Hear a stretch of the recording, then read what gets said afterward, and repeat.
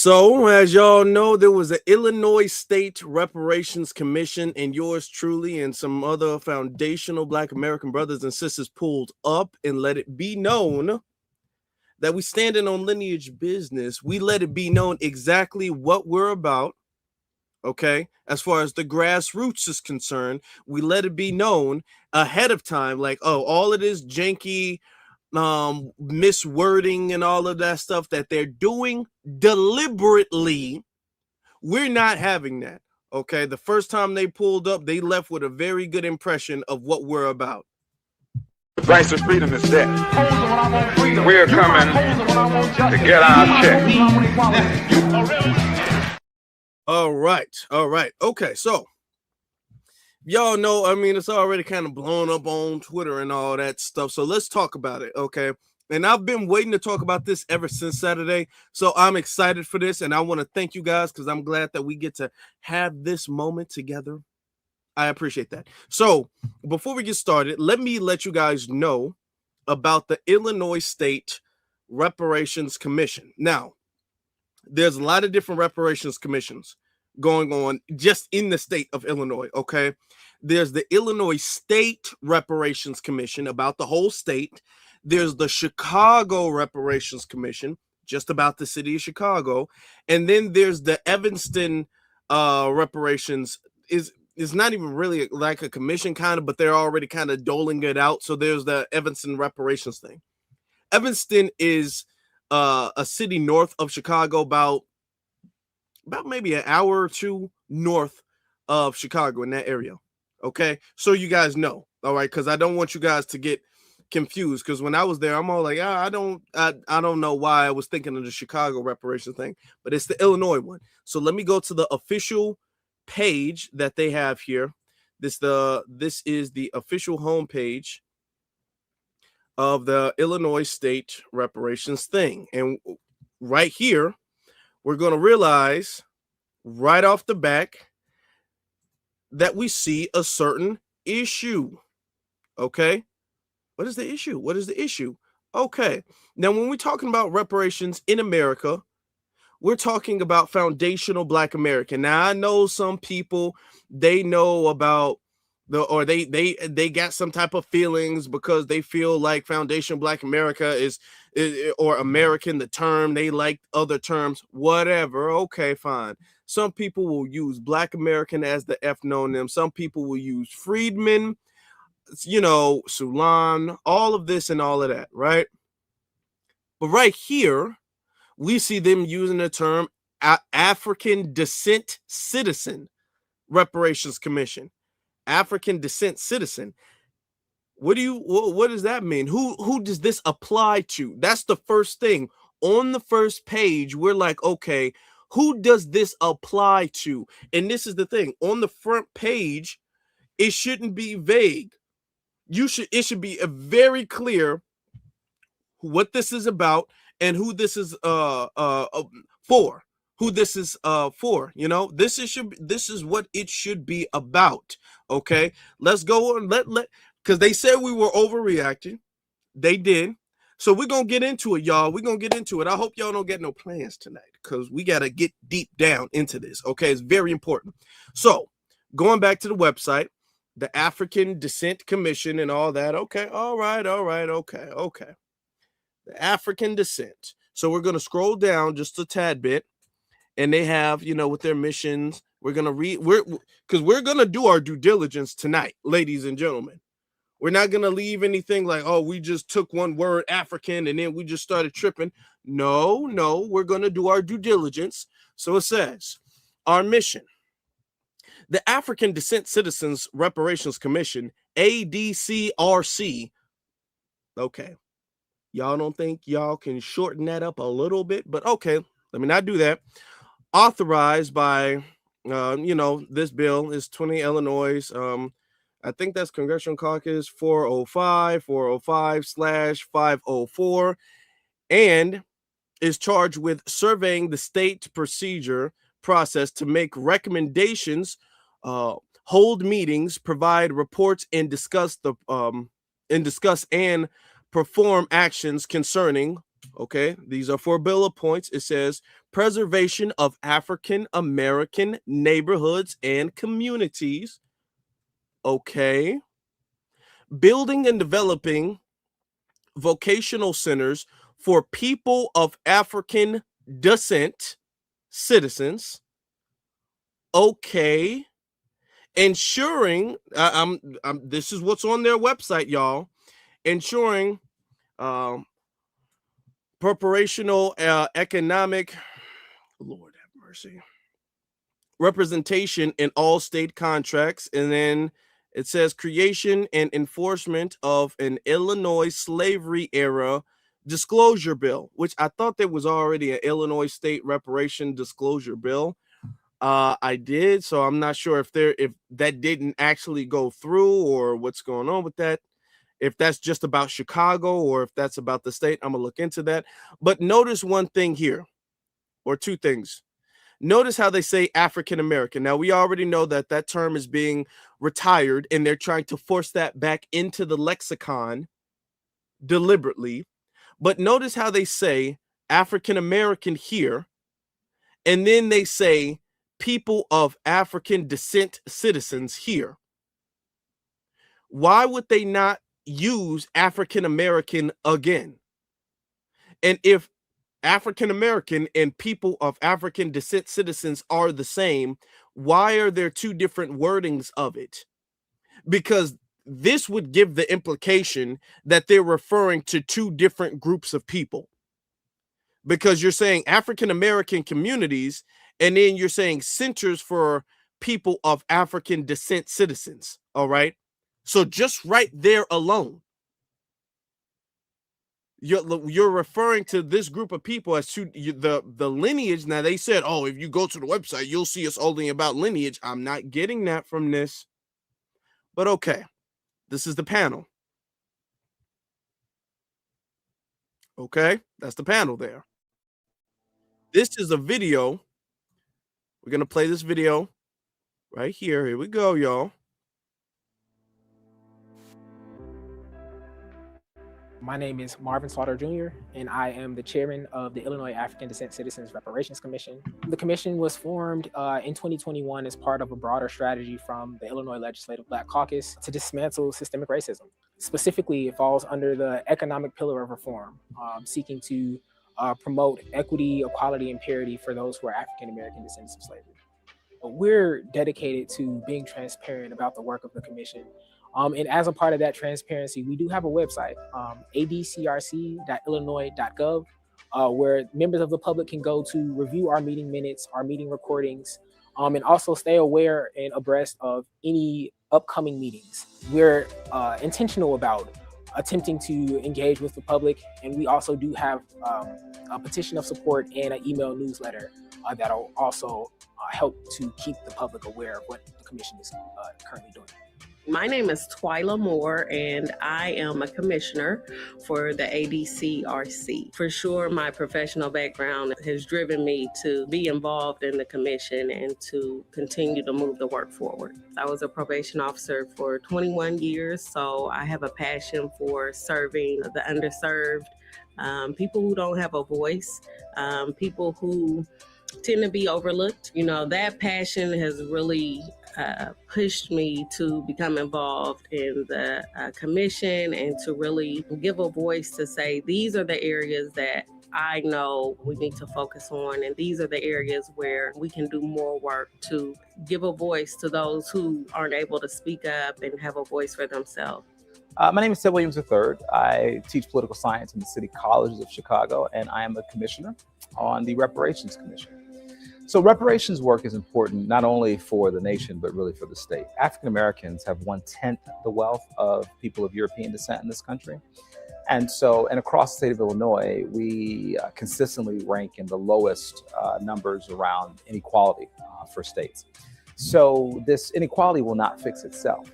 We have to do something. And so this work is really about exploring what the injustices have been, educating the public around this, and then recommending public policy that would address these issues specifically. But one of the issues that I'm personally very passionate about, that we were kind of starting in, and we're dealing with other ones as well, but housing inequality, the loss of wealth and housing across the state. This has been a big issue. If you saw Evanston's work, they started with that issue as well, because really housing is the #1 way to build wealth in this society. So if you can deal with housing, you can start to deal with the wealth gap more quickly. But of course, there's education. Of course, there's lack of access to trades through unions historically for African Americans in the state. A number of other issues. But I think, as we go through this work, we are going to really, fortunately and unfortunately, see a wide variety of spaces and places where these injustices exist. Sometimes I think about people like Dr. King and Malcolm X and some of my heroes from the 60s. And I wonder what they would be doing if they were alive today. I think they'd be doing this.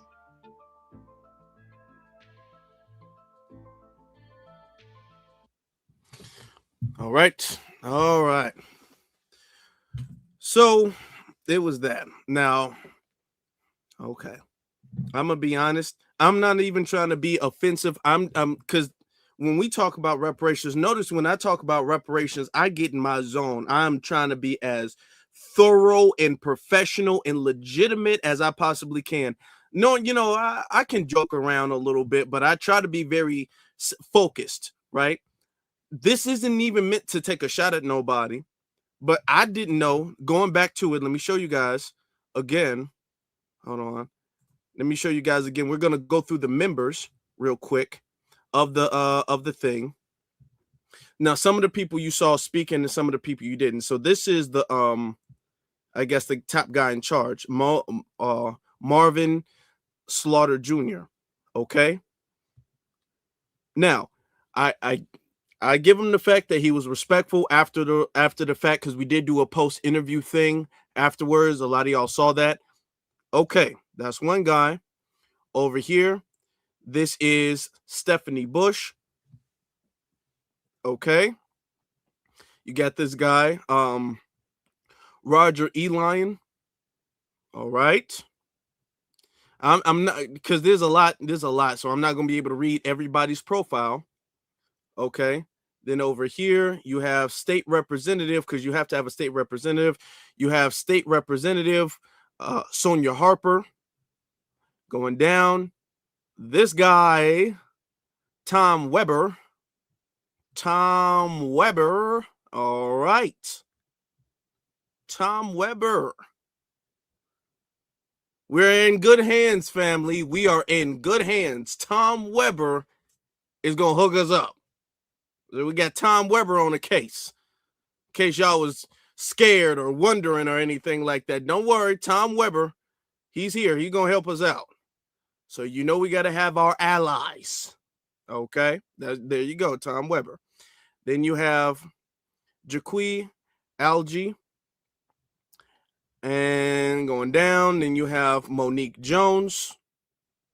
That name rings a bell. I probably have seen her before, because that name really I don't know if it's online or anything like that, but she seems somewhat familiar to me. I don't know where I know her from, but she does seem somewhat familiar to me, but I don't know her. Okay. But the name, I don't know. Maybe it's the name or something like that. Deborah Lane. And then Colton Mayers II. All right. And then Tola Moore. Some of these people were there, some of them weren't. Rakisha Phelan. All right. Joel Sakofna. Hold on, I can get it right the second time. Joel Seknoff. Okay. I think I'm pronouncing it correctly. I don't know where that last name comes from. I think you're supposed to say it with like a Saknoff or something like that. Stop. If I don't know if I'm pronouncing it correct, I'm just trying to make sure I pronounce it correctly. Joel Saknoff. All right. Okay. Joel Saknoff. And then you have Jeffrey Trask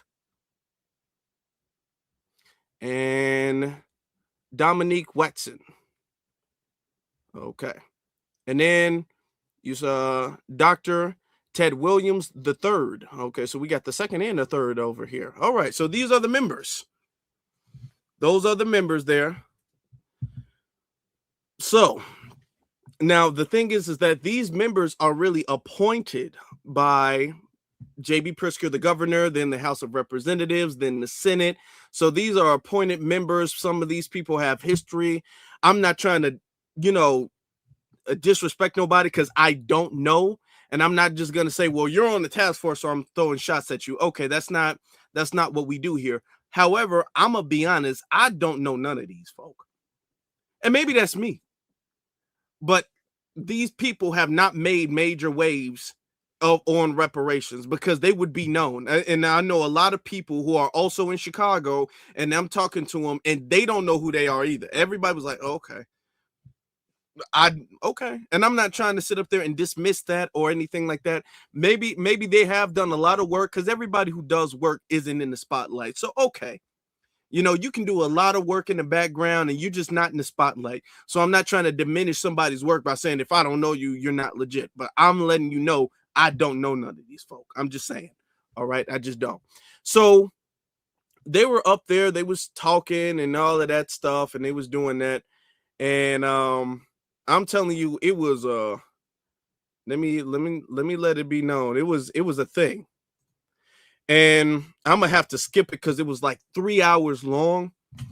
Thankfully, though, you had Dr. Sandy Darity there, and then his wife, Christine Mullen, she came there. So I'm gonna play a little bit of what they had to say because there was a whole lot of African American this, and then people of African descent this, and they had a preacher up there, and then there was like song and dance breaks and stuff like that. And y'all were there. Y'all were not feeling that. I was not feeling that. I'm like, oh boy. I was just excited to get to the mic. I was waiting to get to the mic. Now, it was good to see Dr. Darity there because I know Dr. Darity is not on that Pan-African stuff. I know he's not. So he's going to be legitimate with that. So I'm going to play with him and his lady had to say. So here we go. All right. Next, we would like to invite on stage our senior guests, my mentors, Dr. William Darity Jr. and A. Kirsten Mullen, to talk about the racial wealth gap.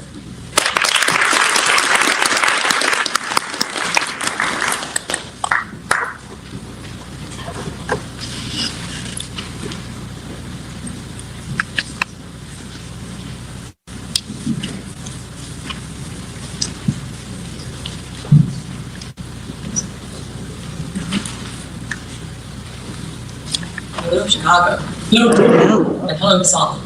Hello. It is a pleasure to be here.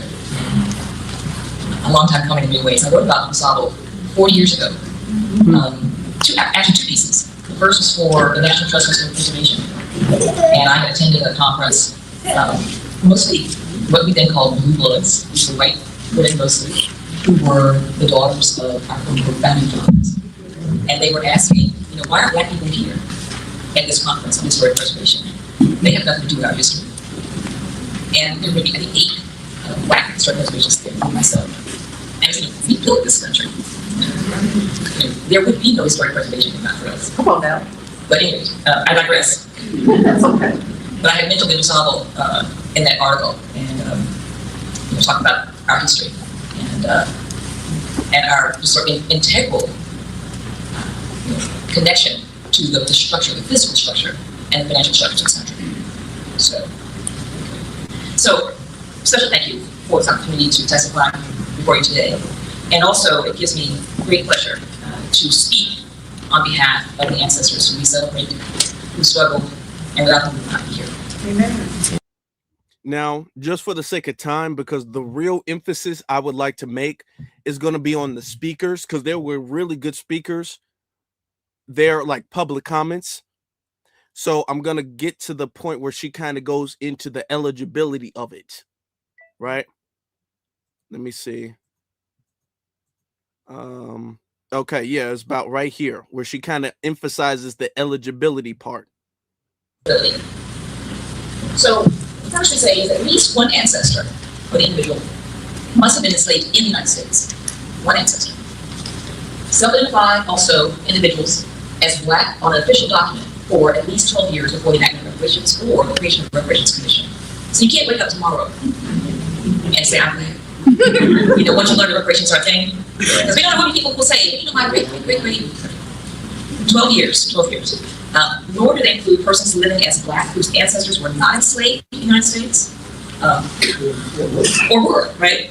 Anyone who is, you know, not living as Black cannot be part of the community culture. So they probably do have a claim against their country of origin. So, for example, you know, from Nigeria, Ghana, Trinidad, Jamaica, Antigua, yes, you absolutely have a reparations claim, but not to the U.S. government. That's right. That claim will be brought to the UK, United Kingdom. It's interesting, there's an organization called CARICOM that exists to make reparations claims for individuals in the Caribbean. They don't include Black Americans, nor should they. But the reverse is also true. All right. First off, let me give her a round of applause for that. Okay, I appreciate that. Let me give her a round of applause.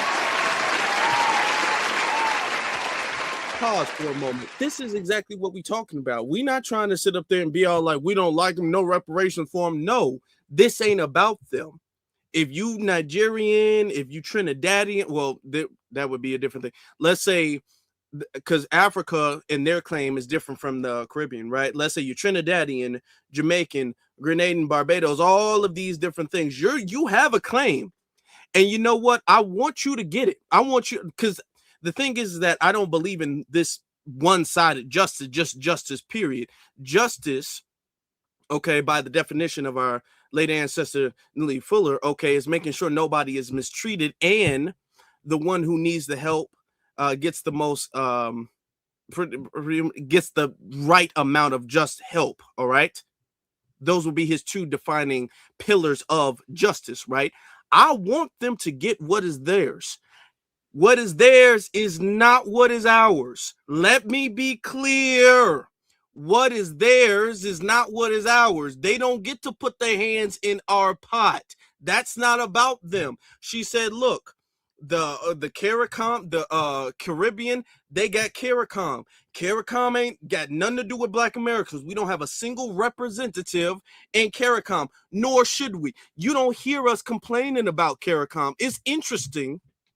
It's very interesting how CARICOM doesn't get any complaints. And I don't think it should. I'm not trying to sit up there trying to hate on CARICOM. It shouldn't get any complaints. It shouldn't. Okay? They should get everything that's owed to them. It's just not what is here. What is here is not what is theirs. All right? Let me be clear with that. And if we were to go to the Caribbean, they would make a very crystal clear distinction on what belongs to them and what does not belong to us. They would do that. And nobody would have a problem when they did it. Nobody would call them divisive. Nobody would call them xenophobic. Nobody would say that's self-hate. Nobody would say that's nationalistic, that's white national. Nobody would use those terms, words, labels, anything. If it was them to us, I mean, it already is. But yet when we specify the same thing, when we're asking for the same amount of specificity, now it's an issue. Now it's a problem. So we don't do that, okay? I'm glad she cleared that up. All right. I noticed too, and now the thing is a little small, so you can't really see the screen, but every time it was eligibility or Black Americans, that was highlighted. Because to be totally honest, it was only them two. Now, mind you, Christine Muller and Dr. Sandy Darity, they're not actually on the panel. They should have been. They should have been at least advisors to it or something, but they're not. But they were guests, and that's cool. But I'm glad that she cleared that up. I'm gonna let it go a little bit, then I'm gonna get to what Dr. Darity had to say about that.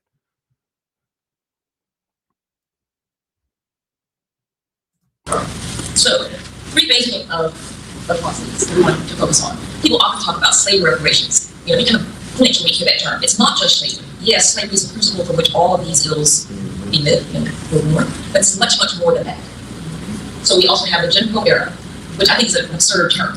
let's call it what it was, 100 years of white terror campaigns. Ongoing atrocities, mass incarceration, police execution of unarmed black people, sustained credit, housing, and employment discrimination, and the immense black-white wealth disparity, which we're talking about today. Black Americans since the U.S. slavery have borne and continue to bear the undue burden of the cumulative effects of all three of these phases of the nation's trajectory of racial injustice. So, the bill.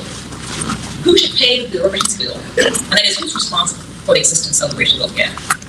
So, the U.S. government is both a culpable and a capable party. When we look at the Civil War, as it was grinding to a halt, President Abraham Lincoln approved of the Port Royal project with allocations of 40, this is while the war was still happening. Right? Black people were receiving 40-acre land grants, and these are black people who supported the Union. Many of them had run away from the plantations where they had been enslaved.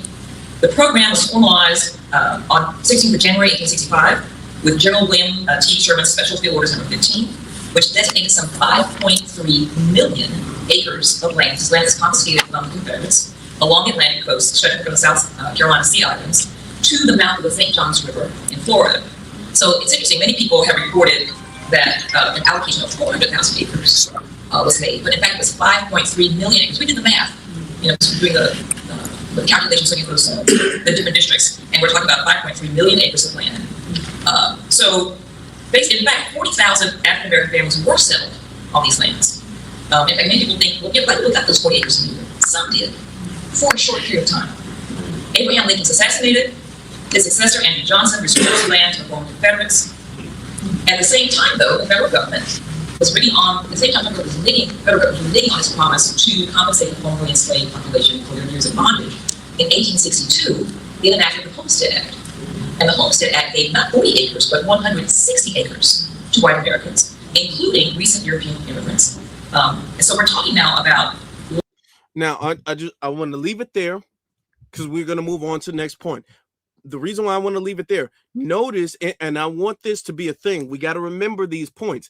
Every single time they frame reparations as a handout, check them immediately. Because a handout is giving hundreds of acres of reparations, or not even, just hundreds of acres of handouts to European immigrants. That's a handout, okay? That's a handout. That's really welfare before there was welfare. Europeans have been receiving welfare before there was a welfare established officially. So all it is, man, y'all, we don't need a handout. We don't need a handout. No. It's not a handout. And if you even want to talk about, well, we should be able to do it ourselves, and why should the government have to? Okay, how about this? How about we do this? How about the government, anything the government has ever given anybody, because they ain't never gave us anything. We had to fight and claw and scratch and climb to get anything and everything we have. But anything the government has ever given anybody else, take it away from everybody. Okay?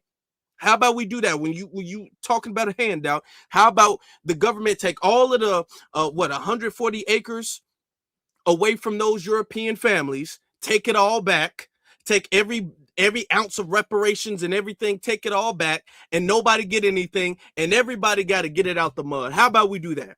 If no handouts, no assistance, no nothing, everybody starting from scratch, and then we're gonna see who make it then.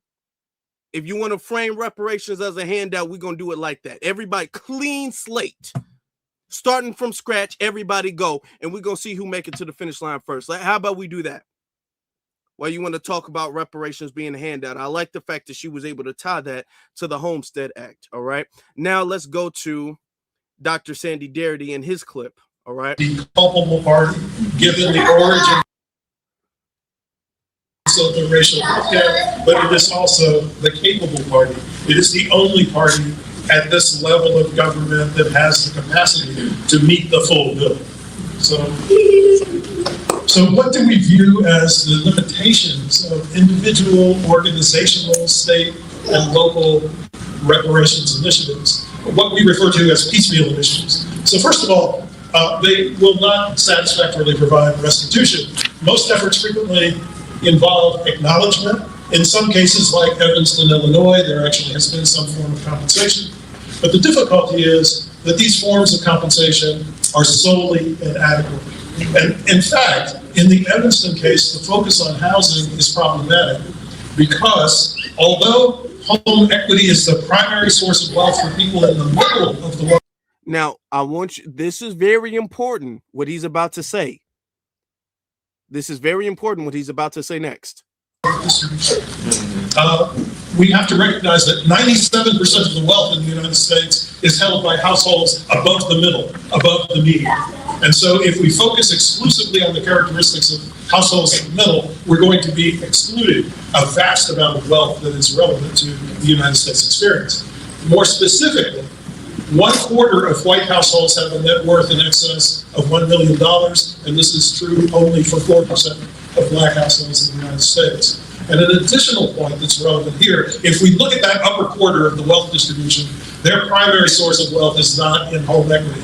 It's in non-residential real estate, it's in financial assets like stocks and bonds, it's in business ownership, and it is in retirement accounts, which are also linked to the financial market.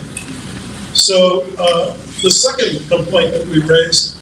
Okay, the reason why I wanted to emphasize that point is because when we have people who come up and talk about the importance of home ownership, I'm one of those people who believe that. However, you got to put the whole picture in there. You can't just take one part out and say, well, we should just have houses. That's great and necessary, but you got to include the rest. Otherwise, it's not going to work. It's not going to be as effective as you're thinking it's going to be with just that, with just the home and no cash or anything. We need that capital. All right.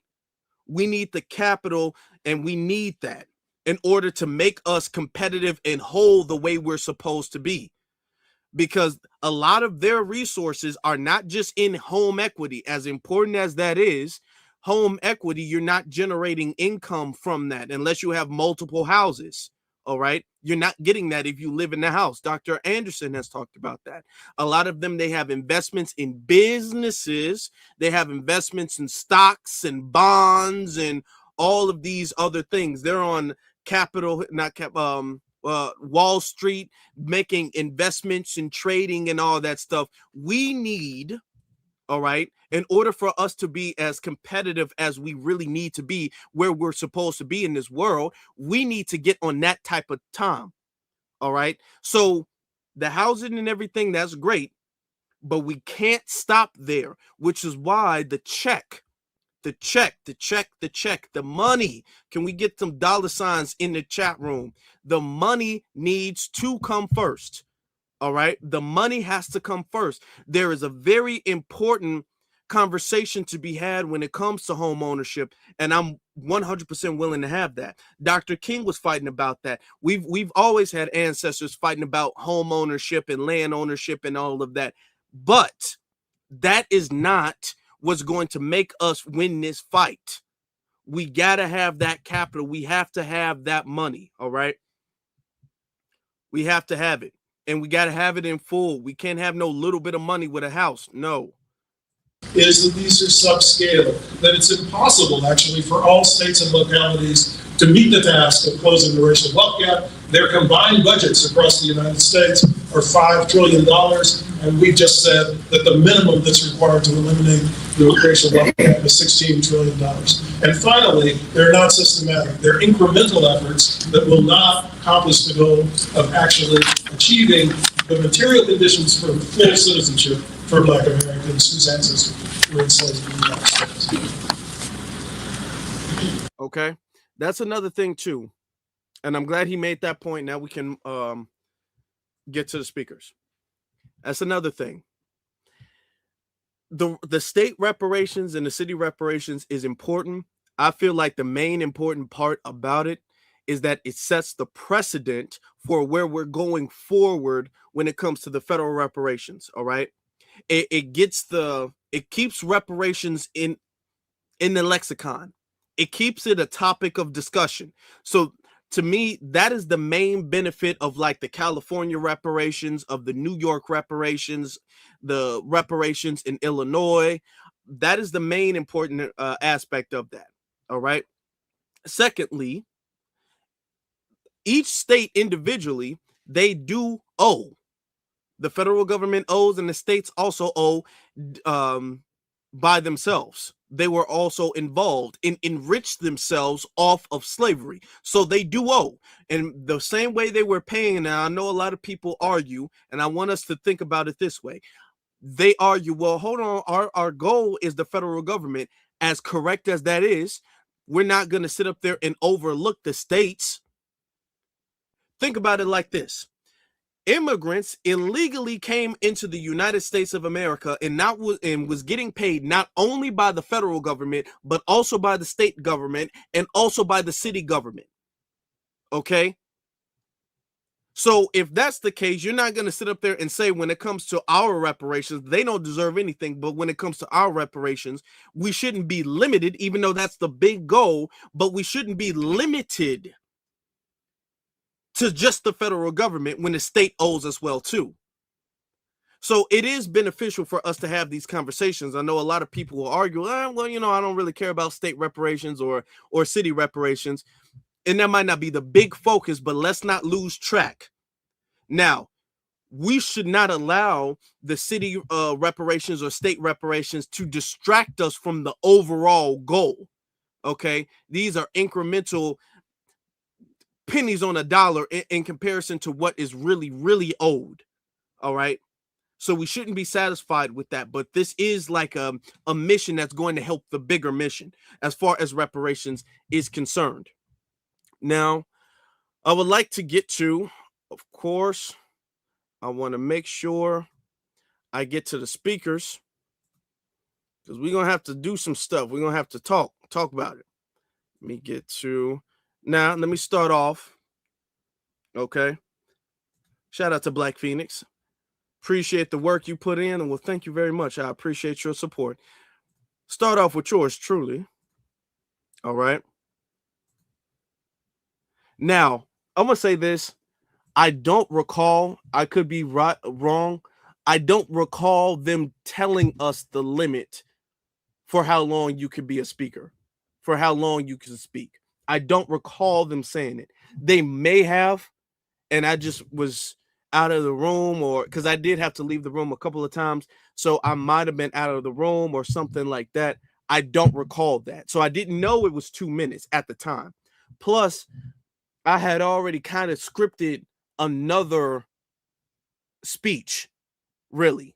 But when I got there and I saw all of the African descent things, African descent citizens, then I was all like, you know what? I scratched everything and I said, you know, I'm about to say something about this African descent thing. Because we can't move on to the next step if the first step is not clear. And we've been doing this, and it's this issue when it comes to every single task force, every single commission, every single everything. It's always this issue when it comes to qualifications and eligibility and the language of that. So that's why I had to get up there and say that. Is the generation that's going to get us right. Okay, hold on. I want to slow it down just a tad bit. Because y'all can hear it clearly. I feel like when it comes to problem solving, this is why we're here. And I believe that we all have the intent to make sure that the conversations we're having right now, the next generation doesn't have to worry about it. The next generation doesn't have to worry about this because we're going to handle it now. We're going to make sure the job is done with this generation. So thank every single last one. Say that. One thing I want to say is we need to be clear, all right? Because there's a lot of muddy waters here. There's things that are vague. One issue that I feel like we're having is the qualifications for who gets reparations, okay? The eligibility of reparations. We have to understand that this is not about unity. As great as that is, this is not about everybody feeling welcome. As great as that is, this is about solving a specific problem that has happened to a specific ethnic group of people. When I hear thank you, everybody. Thank you. I'm not trying to shut you. I'm just saying thank you, okay? The term African descent citizens. My thing is that's too vague, okay? When we talked about when the Japanese got their reparations, all right, they didn't say Asian descent. Let me pause it, okay? Did you guys hear that boo towards the side? When the second I said African descent citizens, first off, when I said my issue with African descent citizens, I saw there was an immediate frown on everybody in the panel's face. I saw their facial expressions went sour as hell. Now, if you guys hear, I'm gonna go back. There was a pan-Africanist who booed me to the side, and then one of my homies, Cold Chief, he had to tell him to stop. That's why I stuck my hand out like that. I was like, thank you. The third time, I'm like, thank you, shushing him so I can finish what I had to say. It was about like what? The term African descent citizens. My thing is that's too vague. Okay, when we talked about when the Japanese got their reparations, all right, they didn't say Asian. Y'all see that? When I said that's too vague, then he boo, and I stuck my hand out. Thank you, because I'm not trying to get distracted. And that's it was about to throw me off. That's why when we talked about trying to remember where I was, and then he was all, hey, let him get his time back or whatever. I want you to keep in mind, because this is very important coming up. I want you to keep in mind, they did not stop him. He was like in the first row. He was in the first or the second row, and he was right in front of them. They didn't stop him when he was booing. It had to come from the audience to stop him from booing, all right? And me turn around and acknowledge him, all right, by saying thank you. So just keep that in mind, that when he was booing me, now mind you, I ain't said nothing disrespectful to nobody. I didn't come at nobody. I didn't insult nobody. I didn't disrespect nobody. I came in there and I gave everybody their props. That was the first thing I did, because I know how they like to act all fake offended when you correct them. So I came there, I gave everybody their props. I gave everybody the benefit of the doubt. I just said, hey, we just need to make this correction. We just need to clear this up. I ain't even accusing y'all of being agents of shields or undercover tethers or anything. I said, hey, you know what, y'all? I assume we all on the same page. Let's just clear this up, because this is a common mistake. And he boo. Okay, all right. Just keep this in mind as we move forward, y'all. Okay, they were very specific on who was owed reparations, and that specificity is needed in this case more than ever, because when you say African descent, that does not necessarily make sure that it's about Black Americans who are descended from American chattel slavery. And we have to be clear about that. This is not about dismissing anybody. This is not about hating anybody. They have their own claim for reparations, and I 100% support that. However, our claim needs to be specific. If we're going to solve the issue, okay, thank you. Thank you. Good job, brother. All right. Appreciate y'all. Now let's move to the next speaker. Get to the next speaker. I like what this sister had to say too.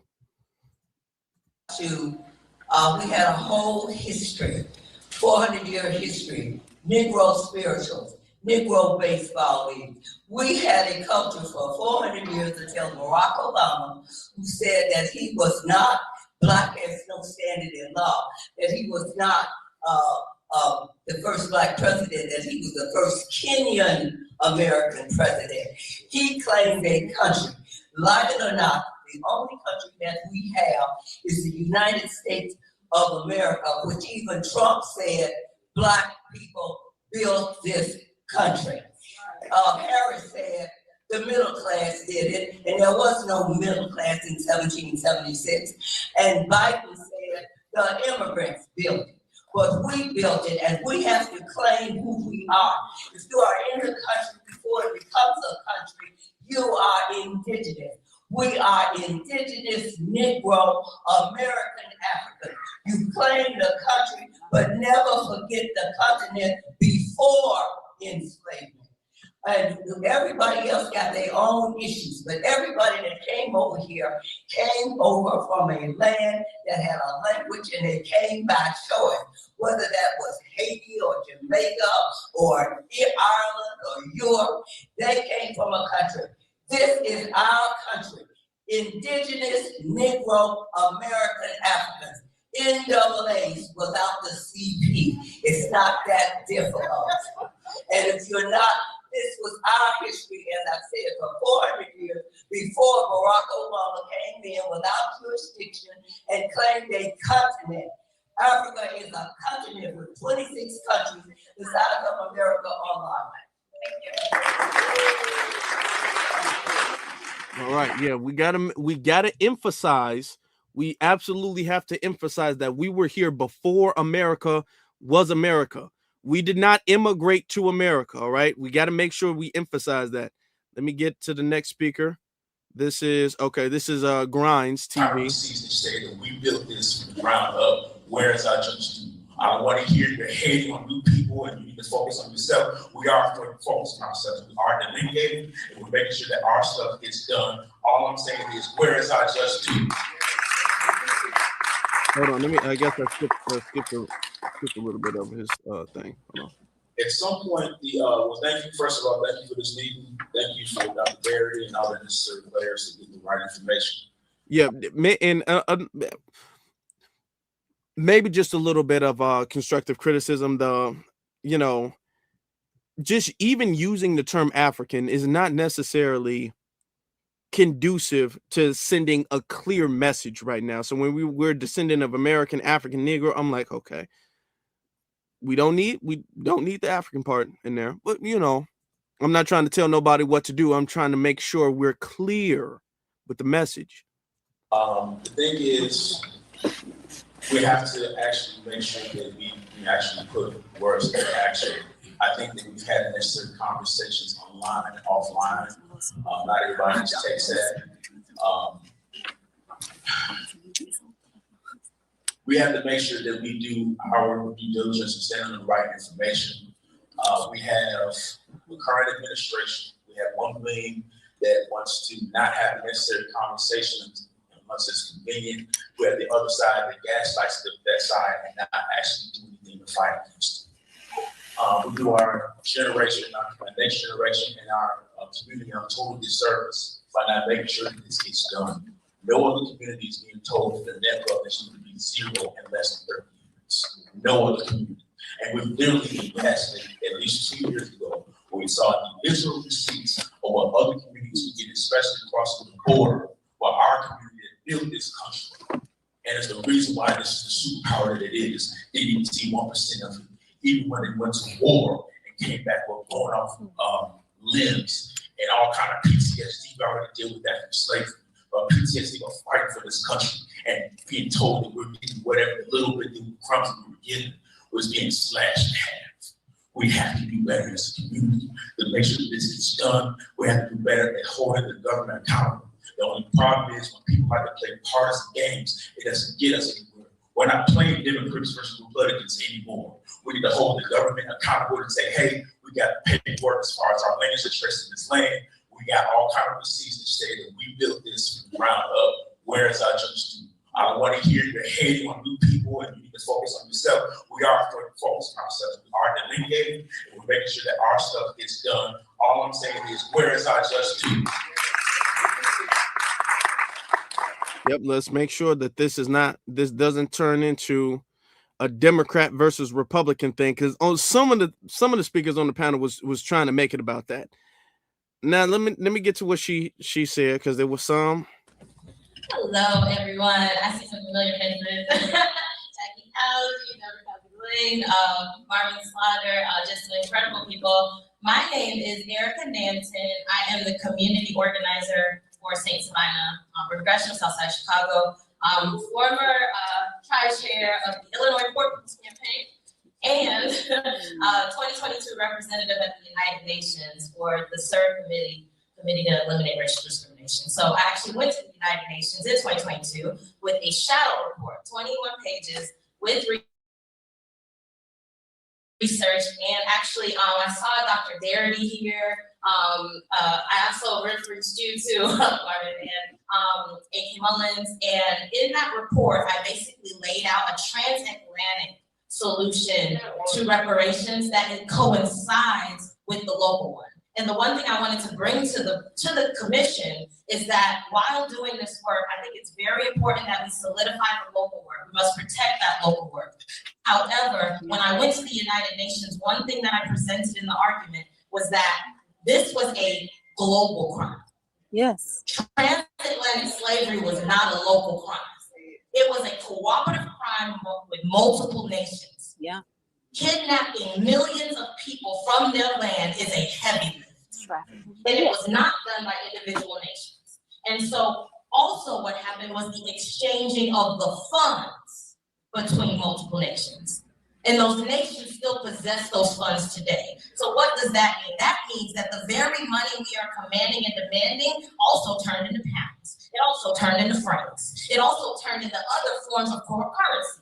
And so what I'm proposing to our commissions locally, globally, is that we cannot leave out a global solution, because the criminals who committed the crimes against our ancestors always work globally.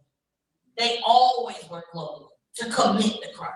So if they're gonna work globally to commit the crime, they're gonna work globally to fix it. And that's what I want to say.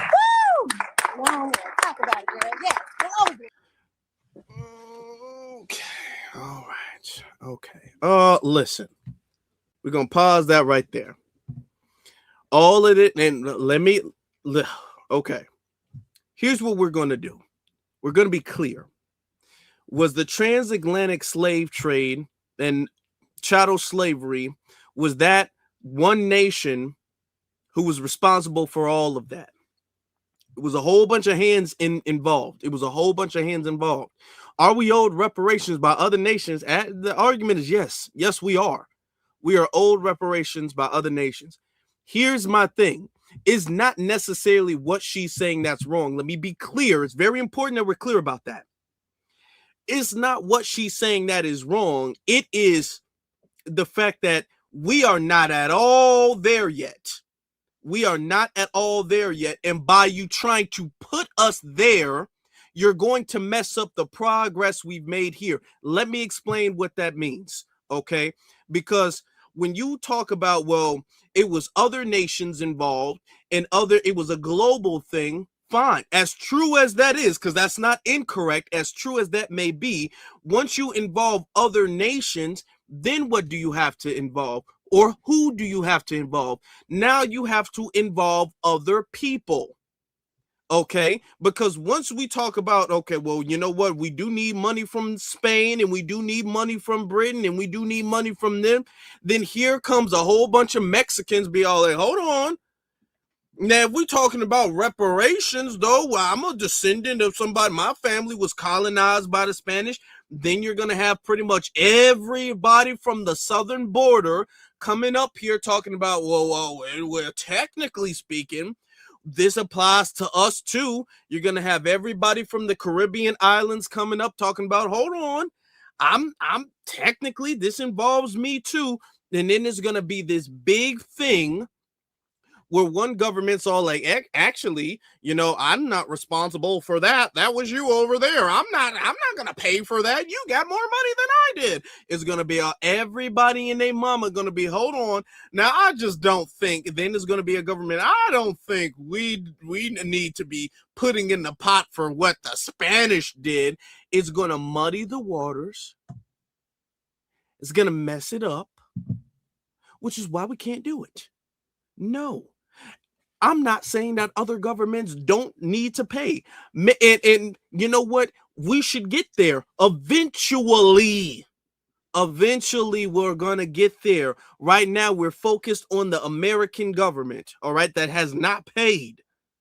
They have not even committed to payment, all right? So we need to focus on that specifically. And then once we get that precedent set, then we can say, okay, well, now, Europe, you owe something. Hell, you're going to Africa, you owe something too. Then we can get to that step. If you try to skip past this government in this lineage, if you try to skip past that and then go for this global thing, next thing you're going to mess everything up. Is not going to happen, which is why we can't do that. No, absolutely not. When you involve other governments and other nations, then you have to involve everybody who is involved with it. Everybody. That means Mexicans, everybody from the southern border, everybody who's involved with it. No, absolutely not. We are not going to make that mistake. That is a very big mistake. We're not going to make that. All right, let me get to the super chats before we continue. Shout out to A Law Solution. He says, keep up the good work. Bro, always. I will. Thank you very much. I appreciate that. Appreciate you. Tom Slick says, we are not doing that. She needs to follow the blueprint we got going. Exactly. See, and this is the thing I don't like. Reparations has happened to, which is why I said that.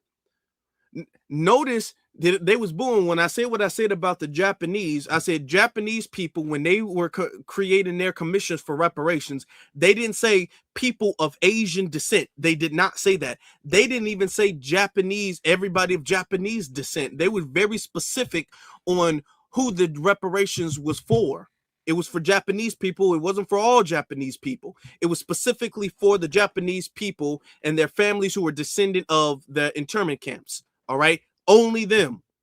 And that was very clear. And we need to be just as clear, more clear than what they were. So we already got stuff going. It's always this one, and I'm not even trying to diss. If she see it, I need you to learn this. It's always this one person. We on the road, okay, everything running right. And then there's somebody like, I think we should just, why don't we take a detour this way? Let's do this. No. We don't need to pivot. We don't need to make any adjustments. We don't need to alter the way we saying anything or doing anything. Hands off the wheel. It's always somebody, once the ship is steady going in a direction and we starting to make some progress, it's always somebody like, let's stop over here. There's a shortcut. No, it ain't. Ain't no shortcut over there. Don't even look over there. Stop looking over there. No, we're going straight right here. We're not going right. We're not going left. Okay. We're not doing nothing. It's always somebody like, I've been doing some research and I think that what we really need to do is we need to go to the you got an F for your research. Don't do no research. Research already been done. Okay. You're supposed to copy paste, not edit. Come on now. What? No, we're gonna mess it all up. No.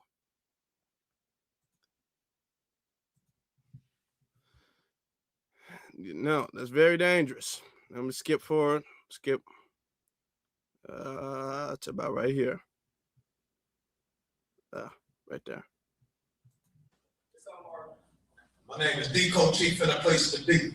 Southeast Side Chicago Foundation of Black America. Look, I'm just speaking because Earth, Wind, and Fire said we gotta have love for ourselves. You know what I'm saying? I feel that way. And here's the thing: they showing love to everybody else. It's hard for me being tall. Can I do this? All right. Hey, look, the neighborhood where I stay over east near Commercial, they spent $70 million on building the streets up in less than 2 years. I've been living over there for over 50 years, and they would never even spend enough money to fix potholes. You know what I'm saying? When they brought them people over there, they gave them all places to stay in the same buildings that some of my brothers and sisters was trying to use as community centers. They refused, but they moved immigrants inside. That's right. Hey, look here. On that same strip where they spent all that money, those immigrants are now opening businesses. My friends who I grew up with went to elementary school with, I had 5 different friends from 5 different families living in one house because all of their houses getting snatched. I did a survey from Colfax to Commercial, which is a 6-block walk. On every block, there's one immigrant that owns at least 4 houses. I'm saying this ain't right now. If we gonna go on here, reparations is a must. It's very important. But if our focus is on reparations for the world and not for Black Americans, then hey, you see where they at now. Where you think they're gonna be after they get that coming there? So my thing is, let's stand strong, be proud as Foundation of Black Americans and put ourselves first. That's all I have to say. Let my plane. You see that? Yeah. All of this, we are not trying to advocate. We are not the soldiers trying to advocate for global reparations. That's not what this is about. We're not out here stripping nobody from their reparations. We're not out here trying to sabotage nobody of their reparations. We're not the ones like Candace Owens and Coleman Hughes going on panels and having conversations with the news about how CARICOM doesn't deserve reparations. We don't do stuff like that. They do. We're not doing that. However, we are very lineage focused, especially when it comes to the conversation of reparations. Especially, we need to be, nobody else matters in this conversation. And that might seem mean. Oh, well, nobody else matters. When we talk about America, I don't want to talk about nobody else. Okay. Everybody else came here voluntarily. Nobody was made to come here. They all came here voluntarily. As far as that's concerned, your reparations is null and void. Yeah, you went through some hardships. I'm not denying that, but you came here voluntarily because the hardships of America was better than the hardships of wherever you was coming from. So as far as I'm concerned, reparations is none for you. And therefore, you need not speak on it. All right? The only thing you can do is back us up, and y'all ain't really doing that well, so I need y'all to be quiet. Let me get you... Now, this brother, he came up and they didn't like at all what he had to say. Hold on. We get to... All right.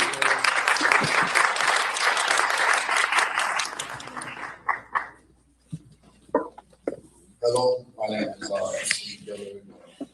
brother against the white supremacy. I see what you guys are trying to do, which we know that each and every one of you guys are properly educated, correct? Are you? Yes. So when you're trying to bring a bill or any type of reparations, you know that it's going to be shut down because they don't do race-based reparation. You put up African is not constitutional. Africans are not in the Constitution. So are you working with the Democrats to make a bill and to kill a bill to say that we tried? This is the type of coonery and buffoonery that we have in politics. We have black faces, and I don't know what this dude is, but we have black faces who out here just come in and just say that, guess what? We're going to try to stop foundational black Americans from getting their reparations.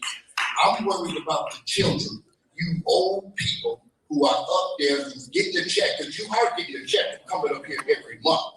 Who's paying you to get a check to come up here and do this nonsense? And Mr. Smiley, you are just despicable as a man. So I really don't know. I don't care.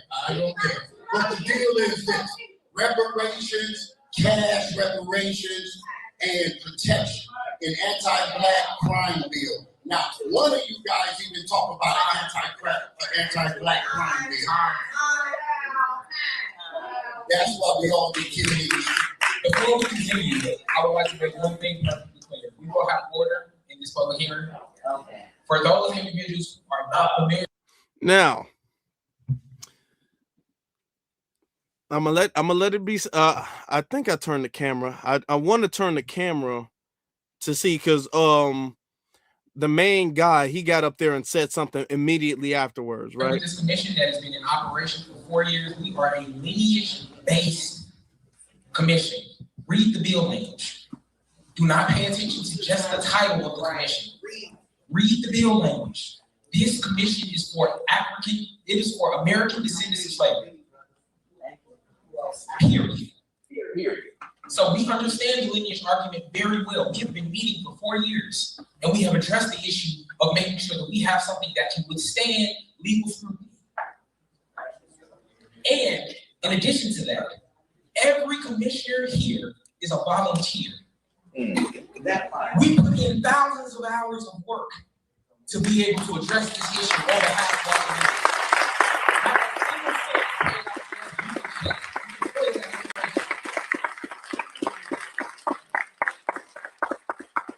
our community.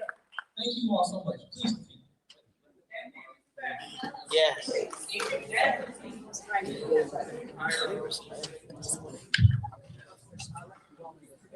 All right, let's address that, shall we? Can we address that? Let's address that. Now, here's the thing. The brother, he called him out. He called him out. He went in on him. Okay. And a lot of people, they were like, hey, we're gonna have order, we're gonna be respectful or whatever. Okay. And I get that. Here's the problem though. Y'all didn't set the precedent of respect. Y'all did not. Y'all allowed disrespect to go on when it was a talking point or a narrative that didn't support your narrative. I want you to remember. That's why I said, y'all remember, old boy booed me for no reason. Just because I said African descent citizens is too vague to talk about reparations in America. We can't do that. And the boy booed me. And the panel didn't say nothing about it. They didn't, after I was done, they didn't say, hey, let's not boo anybody. Let's let everybody speak. This is a welcoming place. They do that because they don't like certain narratives and certain points of views. And what happens is, because let's be honest, it is already a little nerve-wracking. And a lot of people don't like public speaking anyway. So if you feel as if your talking point is going to get booed, you're less likely to say anything. And they let him boo me, and they didn't say nothing about, oh, let's be respectful. Let's not do that. Okay, fine. So, all right then. So if folk can just say what they want to do, if folk can express themselves how they want to, he came up there and he expressed themselves how they want to. They were not just him, a whole bunch of people started booing him, right? Before he even really went there, a whole bunch of people started booing him. Cool. Now they want to get up there and be all like, now we're going to have respect and we're going to have decorum and we're not going to sit up there and insult nobody. No, don't do that. Don't do that. Because when it's a pan-African talking point, y'all, yeah. Okay, if they can clap and they can boo, then anybody who come up there and say what they want to say, they can say what they want to say to him. Because you should have set that precedent of having respect for the speakers in the panel beforehand. When he was booing him, he was booing me, right? If they would have said, hey, we're going to be respectful here. We're not going to do that. We're going to let the person speak. We're going to respect everybody's opinion. Then it was that. But y'all was cool and y'all was giggling and all that when they was booing me. Then when he came up there and checked y'all, then it's, oh, this is we're going to have respect. How dare you? No, no. And I wasn't even really offended. I've been booed before. Okay. I wasn't even really that offended by it, but I'm not going to sit up there and have y'all sit up there and act like the moral police when somebody's saying something about y'all, but y'all can let the speakers be booed and disrespected. Nah, we don't do that. No, we don't do that. Y'all was all up in arms and super offended and all that. Come on.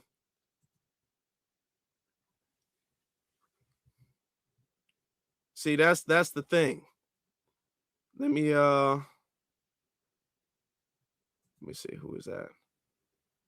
I don't remember what she had to say. I'm gonna just skip to. Okay, there was a couple of things. Yeah, let me get to this brother. And no disrespect, but I do want to address what he had to say. But I'm gonna get to this person first. Okay.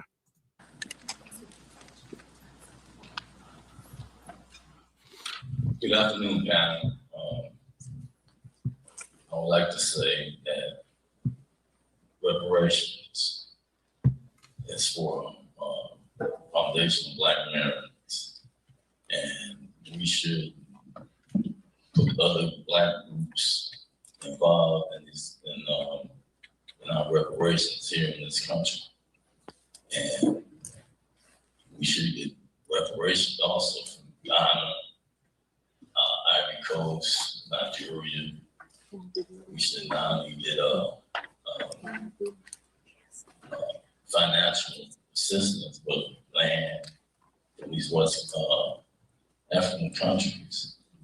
And we should get land and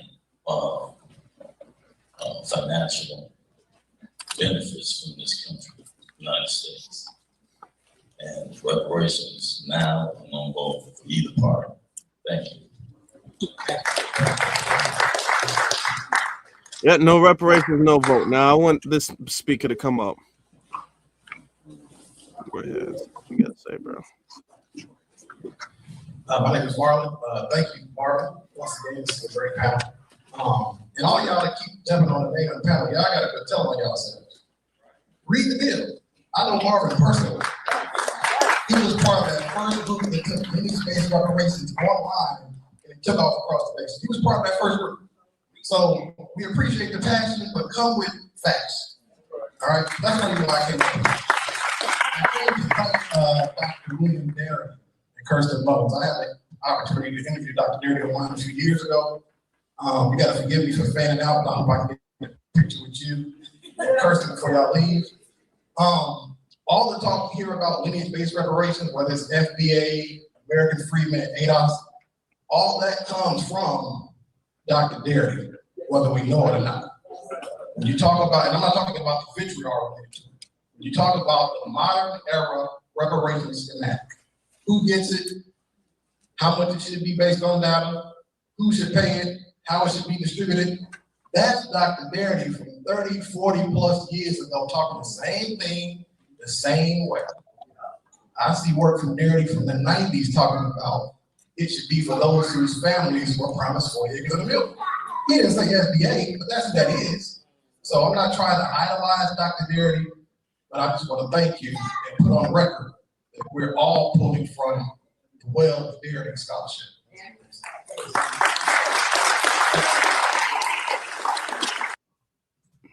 Okay. A couple things. He says, read the bill. All right, fine. Now, a lot of them came up and they were making it seem like we were really just doing the most and we were really tripping on the bill. Okay, fine. So what we're going to do is we're going to read the bill. Now, one thing is because I respect a lot of the work that Dr. Darity has done. I really do. I just don't like the fact that we tend to overlook. We tend to overlook one of the OGs in this thing. I don't like that. I can't get with that, man. I can't get with that. Okay. See, the thing is that any hope? We got to understand Dr. Claude Anderson. He been putting in that work for the longest time. And I don't like the fact that when we have these conversations, and I'm not trying to sit up there and say this about Dr. Darity, because Dr. Darity didn't say it about himself. So it's not like he putting himself on this pedestal, but I just can't, it bothers me because y'all really try to leave out Dr. Anderson's work. That's what y'all, and I have a theory as to why they do it. I do have a theory as to why they do it. I think the theory as to why they do that is because Dr. Anderson acknowledges the Aboriginal history here. All right. And to my knowledge, I'm not saying he does or doesn't, but to my knowledge, Dr. Darity doesn't do, or at least his work isn't mainly about that. Whether he acknowledges it or not is not mainly about that. Okay. I've yet to hear him acknowledge it. I'm not saying he denies it, but I'm saying I have yet to hear him acknowledge that. All right. And Dr. Anderson does. And it seems as if every time we have these conversations about reparations, they really do their best to omit Dr. Anderson from it. I'm not saying we can't give props to Dr. Darity, but why y'all sleeping on the OG here? Why y'all doing that? We got to give our brother his flowers, man. That the issue of race will ever be resolved in this country. I think there's a very, very slight chance that it can be resolved, but it's going to be up to black folks to do it, though. See, because they're going to be pushed back from the dominant society because they got a social construct that excludes black folk. And so so later on you can ask me about it. The key is going to be how black folk classify themselves. See, first of all, black folk got to classify themselves as native blacks to make sure there's a distinct difference between a black coming from Africa and a black coming from the Caribbean. Native blacks. That means people that were born and raised in this country 400 or 500 years ago that are peculiar to this. That's it. And if you focus on that, then say, now, what is special about those native blacks? Then you have to say they are exceptional people. Okay. So he been on that. Yeah. He's been on that for a while. Let me play this other clip. He's been telling us to delineate for the longest time. All right. And like I'm saying, I'm not even trying to do no stat for stat with Dr. Anderson and Dr. Darity, but we're not going to sit up there and just leave it out, be all like, man, we wouldn't be here if it wasn't for him. And he's the whole reason we here right now. And all the credit needs to be given to him. Like, okay, yeah, no, we ain't going to do that.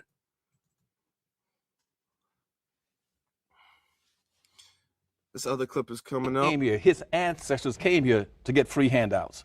That's why they came here. No immigrant spent 3 months crossing perilous oceans to get to the United States looking for happiness. They came here to get handouts, to get free benefits. See, understand this, Rock, and I want your audience to understand it too. 99% of all the black people in America are the direct descendants of slaves, which means they were here before 99% of all the other people arrived. All these people are coming to this country boasting about, my family came from Germany, my parents came from Ireland, my parents came from Greece or Italy. They came here for a specific reason, to get benefits. They get unearned benefits, to profit and enjoy the fruits of black folks' labor and the Indian land. They've already gotten theirs. And now what they're saying is that now that we've gotten everything, we got control of it, we got it free and passed it from generation to next generation, we're not gonna let you have anything. And see, that's grossly unfair and it's immoral. And the worst thing that our society is doing, and they should cease in doing it, is they start equating black folk to all these fabricated groups like minorities and poor folk and people of color and Asians and Hispanics coming into the country. These people coming to this country today get unearned benefits to enjoy the fruits of black folks' labor. Nobody shut them down. The Chinese started pouring into California after the Civil War to get benefits. And the Mexicans, there were no, in the Civil War, you had about 6,000 Hispanics in the United States. And now you got about almost 50-something million. They came in looking for benefits. And I heard Jesse Jackson say one day that, all other groups came here seeking a thrill. That's right. They came. Black folks came here obviously against their will. See, and said black folk are the only non-immigrants. Our country is structured on immigrant rights to give them benefits. Black folk are the only non-immigrants in this country. I know people always say, well, Indians are immigrants. Indians were the original people. No, they were not. The original people in this country were black folk. The Folsom people that came in this country about 16,000 years ago. The so-called American Indians are Asians that came across the Bering Straits about 6,000 years ago. So what I'm saying is that everybody comes to this country to get benefits except black folk. Nobody wants to stick up for and fight for black folks. So you cannot solve the racial problem in this country unless you create a circumstance where black folk can acquire some wealth, power, decent communities, functional schools, and be able to take care of their own people and be self-supportive and competitive and independent.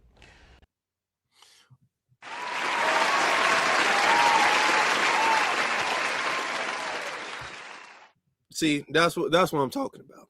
That's what I'm talking about. We're not gonna sit up there and whether he know or don't know, but we're not gonna, fade Dr. Anderson, who's still alive. We're not gonna fade him out of the history books, which is what they're doing. Okay, and no, we're not gonna do that. We're not going to fade him out and try to have him, well, we're going to really just replace him with Dr. Darity. We're not going to do that. You ain't even got to do that. Okay? There's a place for Dr. Darity, but we're going to make sure above all that, we're going to make sure there's a special spot for Dr. Anderson. All right? We're not doing that. No. So all it is, man, it was, if it wasn't for Darity, we wouldn't be here. Hold on. Objection. I'm like a lawyer in the courtroom. Objection. No. Lack of evidence. Whatever. I don't care. I'm objecting to that. No. Now, he also said we need to read the bill, and we're just too caught up on the name. African descent citizens. We're just too caught up on the name. Okay, we're focusing on the minors here. We just need to focus on the actual body of the bill. So we're gonna look at the body of the bill. That's what we're gonna do, because we don't want to be just too caught up in the name. No, we don't want to do that. Okay, we want to be focused on the body of the bill, which is what we're going to be doing. I hate the fact that it's like this, where you can't really see it all the way. Uh-oh. Okay, hold on. Gonna make sure we... it's almost there, almost there, almost there. Oh, okay. And then I guess I could take that back a little bit. Okay, well, that's close enough. Y'all can see it. Y'all can see it. But this is the whole thing. This is their assembly. So we're going to look at this. I'm going to scroll down, because then they're going to go for on the first page. They just kind of talk about how they were appointed. So we're not going to necessarily do that in the qualifications.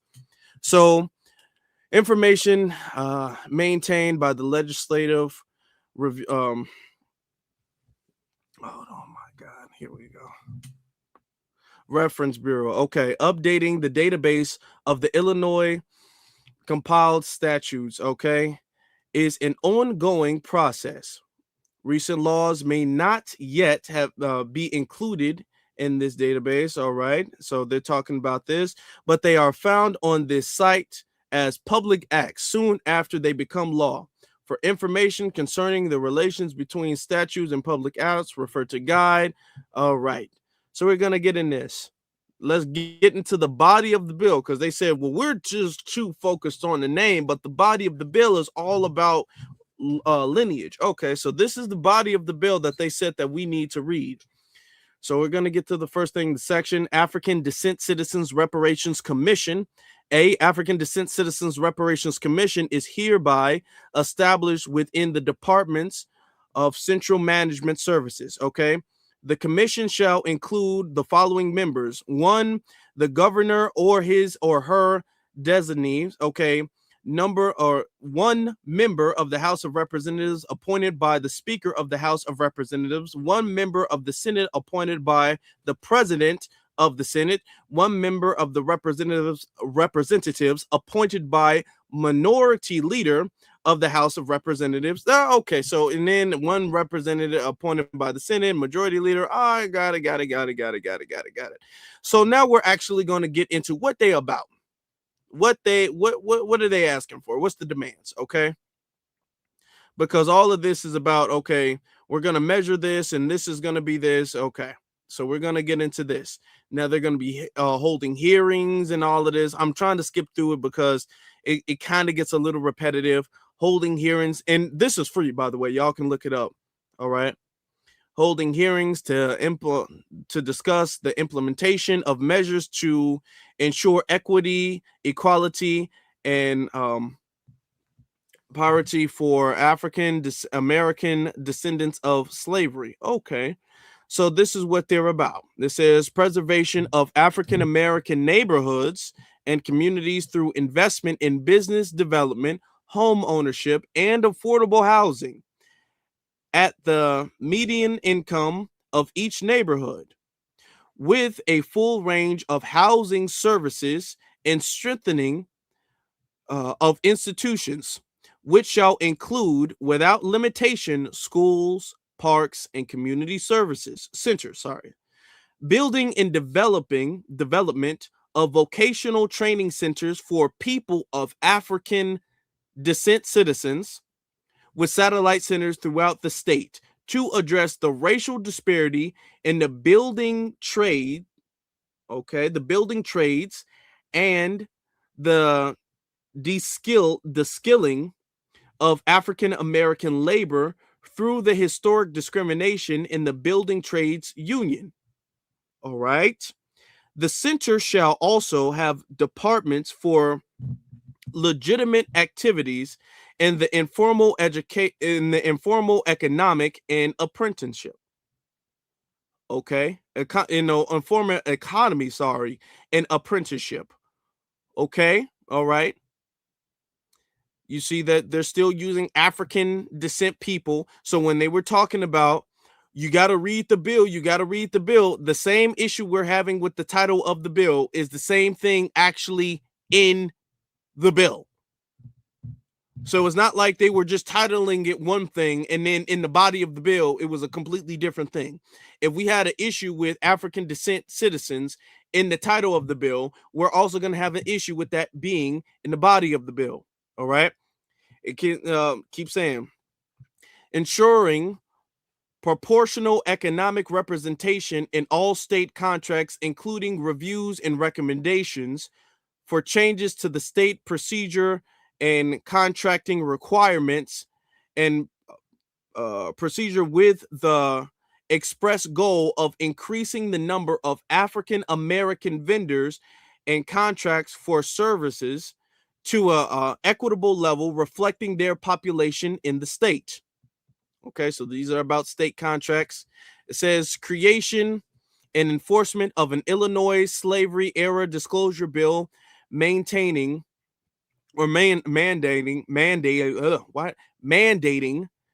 that in addition to disclosure. All right, so I think maybe the state is pushing for this. I don't know if the city has done this.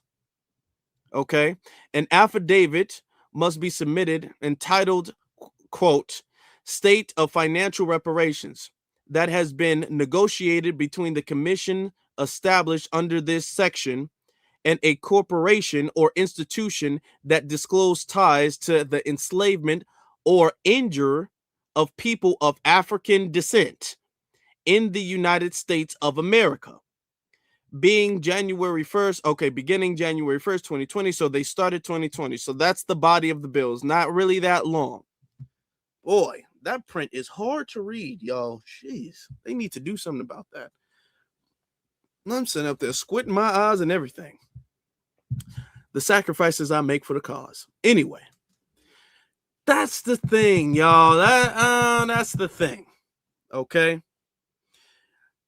The body of the bill. Now, they were making it seem like we were overreacting. Oh, y'all doing too much and y'all focusing too much on the name of the bill. It's not even about the name of the bill. It's about the body of the bill. Y'all need to focus on what is actually in the bill.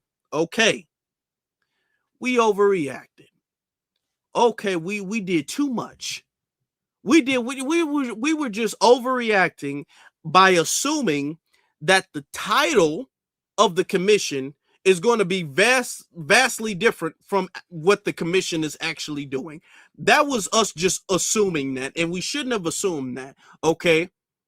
Because if you're driving and you see a restaurant that says authentic Japanese food, you shouldn't assume that it's a Japanese restaurant. Why would you assume that without looking at the menu?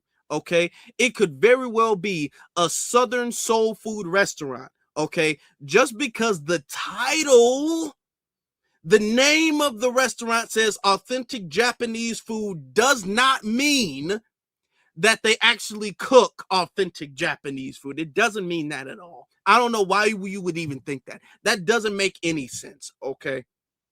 It could be anything. It could be an Italian pizza restaurant. You haven't even looked at the menu. How dare you? Okay. So we got to do our due diligence with that. When you go to a movie, the title of the movie may not have anything to do with the actual movie. And you shouldn't assume, you just shouldn't assume that the title of the movie is in any way related to the movie. I don't know why anybody, I mean, people just are just lazy and they just make up assumptions all the time. So when we see African descent citizen, we shouldn't assume that it's African descent citizen. We should just look at the rest of the bill and be all like, oh, okay, even though African descent citizen is not at all lineage based whatsoever, that's more vague than just calling it black. Okay. That expands race, to be honest, because you're going to have a whole bunch of people who are not black being all like, I'm an African descent citizen too now. You're going to have a whole bunch of that. We shouldn't assume that. We should just look at the bill. Okay, good point. But we looked at the bill.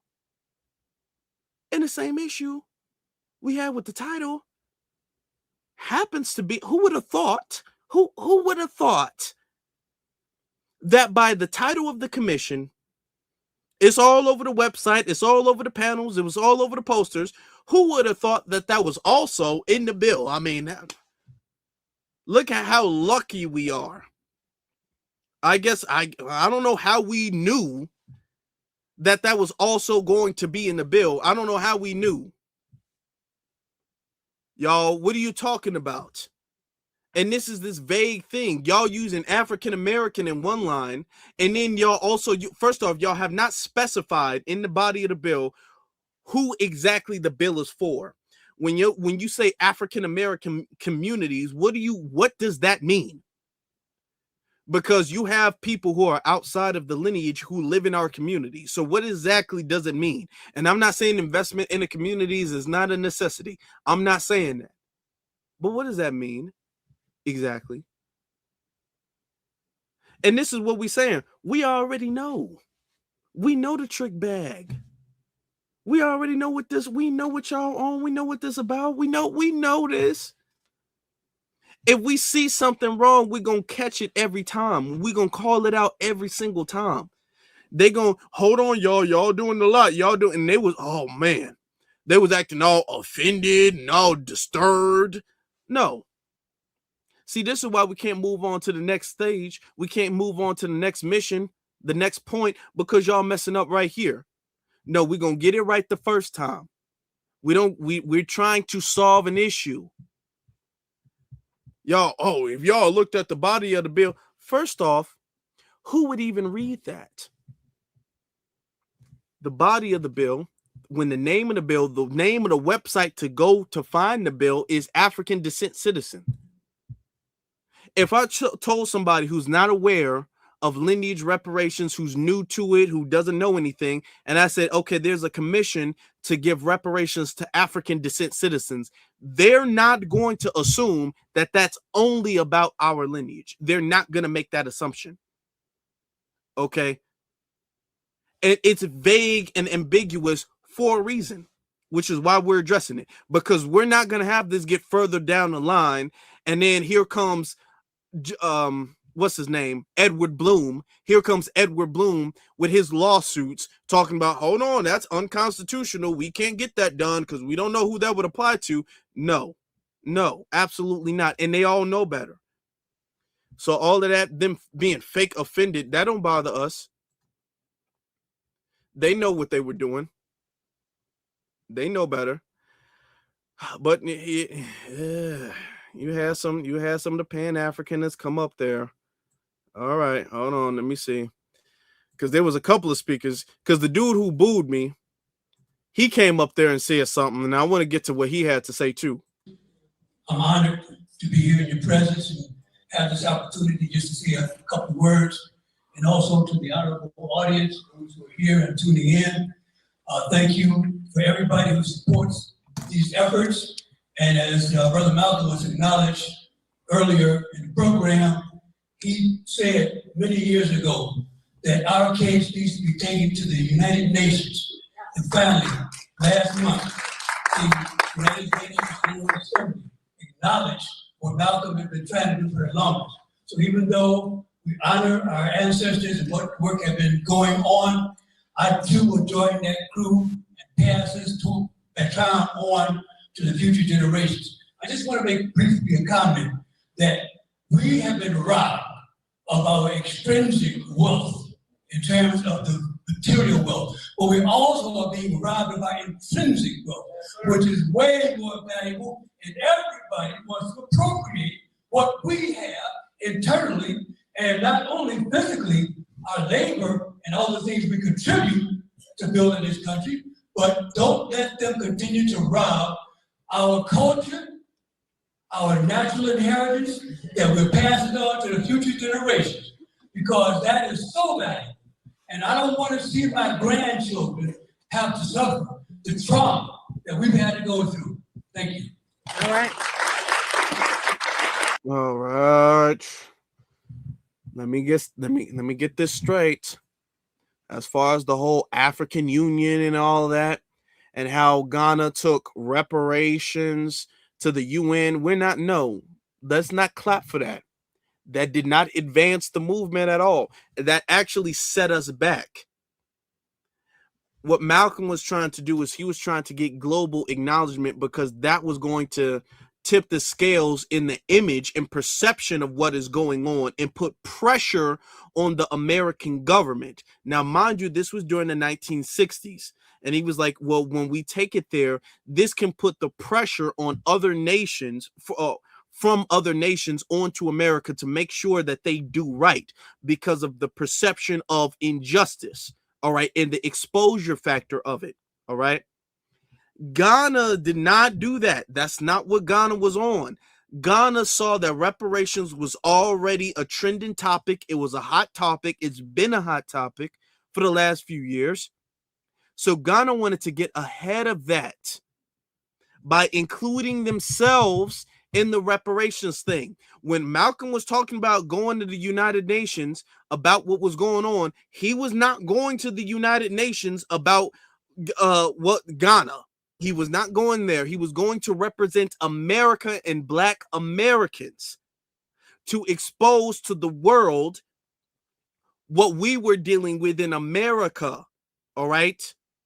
And what needed to be done by America to fix our condition here. This was not about making the whole world or people of African descent eligible for reparations. So what we're not going to do is we're not going to say Ghana was taken after Malcolm X or anything like that. They were not on that type of page. They didn't come with that intent, and they did not do that. So no, we're not. No, absolutely not. No. Let me get to the next part. Okay.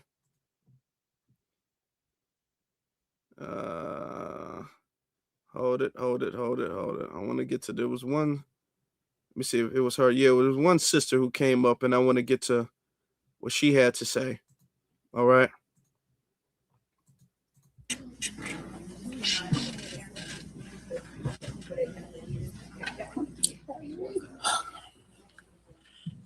Hello, my name is Miyako Rosenthal. I'm the founder and president of Roots and Roots. We are a non-for-profit. We provide genealogy research for descendants of the emancipation of 1865. We also offer free lineage verification for our descendants as well. So when reparations does pass, we'll be lineage verified and we'll know who is qualified for reparations. On top of that, I would like to start off by quoting Malcolm. Malcolm said, what is an Aborigine? He said, when I look around the world, everybody that is an Aborigine looks like me. This color, right here. He also said, we didn't land on Plymouth Rock. Plymouth Rock landed on us. I say that to say, as a genealogist and doing genealogy work, when I'm digging through the archives and the records, that I'm finding that a lot of our ancestors did not come from Africa. A lot of our ancestors came from right here in the Americas and were reclassified throughout the centuries. So when we think about reparations, we have to think about reparations. It's starting from that point with the United States of America. All the rest of this is just noise. When it's coming from Chicago reparations and any other reparations task force, when it's coming from the federal government, we have to take into consideration the fact that we have been reclassified throughout the generations. So our repair and restitution involves more than just a check. It involves protection. It involves land. It involves health, mental, and so forth going on in an all-encompassing package for our people. We cannot sit by and just allow it to be based on African descent, because African descent is not the base of us. I mentioned Slaughter. When I first started talking to you, it was always about lineage based. Thank you. All right. That's pretty much all the speakers I want to give. Let me give a round of applause. Okay, because there's still more speakers who came up there and they was cool. They was great. And round of applause to everybody who was on code. Give a good round of applause. Thank everybody. Now, I want to get to the guy who booed. Let me get to that dude. Okay, I want to because all of the good speakers, all of the speakers I really wanted to highlight was there. I want to get you and there was some speakers who came, they was odd afterwards. I ain't trying to hate on nobody. But it was this is the dude who booed, believe it or not. Hold on, not him. The one that came right after him. This is the guy. That's the man who was out there. That's the Pan-African dude who was out there booing. Okay. Let me take it back a couple seconds. Okay. Yep, that's the guy who came. Yeah, Y'all know it. Y'all not even surprised. It would be somebody like him. Y'all not even surprised about it. I know it.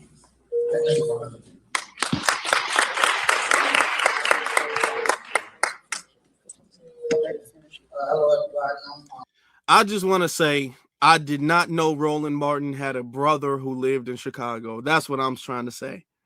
Why are they all built the same? And y'all know I don't even really go there. But there's a reason. There's a reason he didn't want to take his hoodie off. I'm just letting you know that.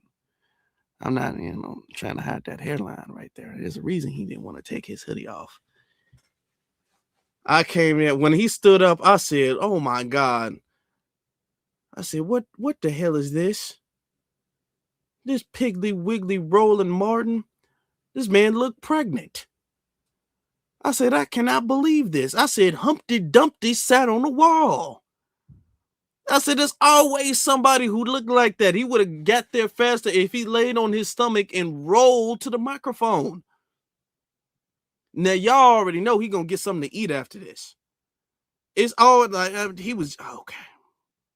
And I wouldn't have did that if he was respectful. I wouldn't even be going on him if he was respectful. But come on, man. I see why you filled with hate. But this is what he had to say. Lord have mercy. Brace yourselves. DNA from African National Information and the Temple of African in Chicago. I'm here to represent descendants of enslaved Africans. All right, so I understand there's a big conversation. I hate to be rude when people comment, but I do want to push back certain what I feel like Black people being enculturated into American xenophobic culture. All right, because the history of this country is clear. We don't have to go into the details, but when you talk about the federal government, W.E.B. Du Bois was the first Black person, you say, to graduate from Harvard with a PhD. Carter G. Woodson was the second Black person to graduate from Harvard with a PhD. And when they did the research all came back the same. Carter G. Woodson created Black History Month to remind Black people that they come from Africa. Because W. Du Bois did the research and realized that they were trying to convince us that we were already here and they just came up here and dominated us to go to the land. But in actuality, the United States government segregated for servitude people of African descent and excluded from the government people who are already here. All right, so history is clear. So I just wanted to say that, and I enjoyed the conversation, and I appreciate the leadership, people volunteering to do this type of work. All right, so. Don't clap for him. Don't even clap for him. Don't even clap for him. Don't do that. Don't do it. Actually, how about we do this? How about since he like booing so much, how about we boo this new? No, don't do that. First off, let's clear up what he had to say. He was so loud when he was booing. That's my thing. You heard him all the way from the side. He was boo, boo. You heard him say that. All right, okay. Then when he get on the microphone, he be, I just want to say that, I'm all like, you speaking all low now. You was just booing and yelling and hollering and making all that noise when other people trying to speak. Now you in front of the microphone and you gonna act shy. You don't get that bass in your voice now. You can't turn up the volume now. Now you want to act all quiet. I just want to come in and I just want to be respectful. Okay. Now let me say this. First off, he brought up the fact that there's this rise in xenophobia. I showed y'all several speakers, myself included. When was anything xenophobic said by any of the speakers at all? Because saying that we need to be more specific about being foundational Black American is not xenophobic. That's not xenophobic. So where was any point, not just from me, from anybody, because now you booed me, so I'm trying to figure out, Mr. Humpty Dumpty, where I said anything that was xenophobic, because this is what they do. They will say anything that doesn't glorify Africa and pretty much put Africa on this pedestal is xenophobia. Anything and everything that's not making Africa seem like it's heaven on earth is xenophobia. That's not what that is, and we're not going to call it that. Nothing that was said there has been xenophobic. We didn't say nothing xenophobic. We said, hey, if this is about reparations, let's just be clear with the lineage. Now there's a rise in xenophobia. Okay. Shaped like a donut hole. Then you want to talk about Carter G. Woodson. He created Black American History Month, which was actually Black American History Week. And that went into Black American History Month. That became Black American History Month. But he created that because he wanted to acknowledge that we was from Africa. You just made that up. Because there was too many people who were saying we were already here. There's a thing when it comes to pan-Africanism where y'all try to make everything about Africa. Y'all love and admiration and all that. Y'all try to make everything about Africa because of y'all racial low self-esteem. When somebody says, you know, there were Black people already here. Well, where's your proof of that? Well, I mean, we do have these skeletons. I don't see no skeletons. I don't know. No. You don't want to look at the DNA? No. The only DNA I acknowledge is not the actual Negro skeletons that were here. I don't want to acknowledge that DNA. The only DNA I want to acknowledge is DNA from Africa. All right, dude. All right. Believe whatever you want to believe. Since you want to use the DNA, they be all like, what does your DNA say? What does the skeleton's DNA say? That was here before Columbus. If we go in the DNA route, we don't even got to use paperwork, but if we just go on a DNA route, let's use all aspects of DNA. Don't omit DNA that disproves your narrative. But Carter G. Woodson, he wanted us to all be African. Or prove that we all came from Africa and we were not here before. Man, first off, this ain't got nothing to do with Carter G. Woodson, Black History Week, Black History Month. Second of all, it's not true. Third of all, they ain't got nothing to do with reparations. Okay? Fourth of all, I'm not even sure if that's what his stance was, that we were never here before, and that's why he needed Black History Week. That's not why he created that. He created that. He started the initiative of Black History Week because in the school system, in the American education system, Black history, Black American history was not told at all. Our contributions to this country was not being told. It was not being recognized. And so our contributions to this country can be recognized, not Africa. He didn't create that because he wanted us to glorify Africa. He created that because our contributions, our service, our creations, our inventions, what we've done, what we've innovated, what we've contributed, what we've created was not being recognized. So in order for it to be recognized, there was going to be a whole week that was going to center us and our history in this country. That's what it was about. All of that we wanted, he did that to go back to the times of Mansa Musa. No, it was not. See, that's the thing with y'all. Y'all start lying and making stuff up because y'all want this tie to Africa. Don't do that. Okay? Because now we got to clown you. Let me get to these super chats. Let me get to, what? Come on now. All right. Let me get to Dakotas Jenkins. He says, all groups ask government for exclusive tangible / resources. It's only a handout with FBAs. They pretend to not know the difference between race, ethnicity, and nationality. We're not Africans. Yeah, no. They be acting like we don't know. Ain't you from African descent, though? Well, hold on. What do you mean you're not African? Wasn't 700 years ago? Weren't your 700 years ago? Yeah, 700 years ago.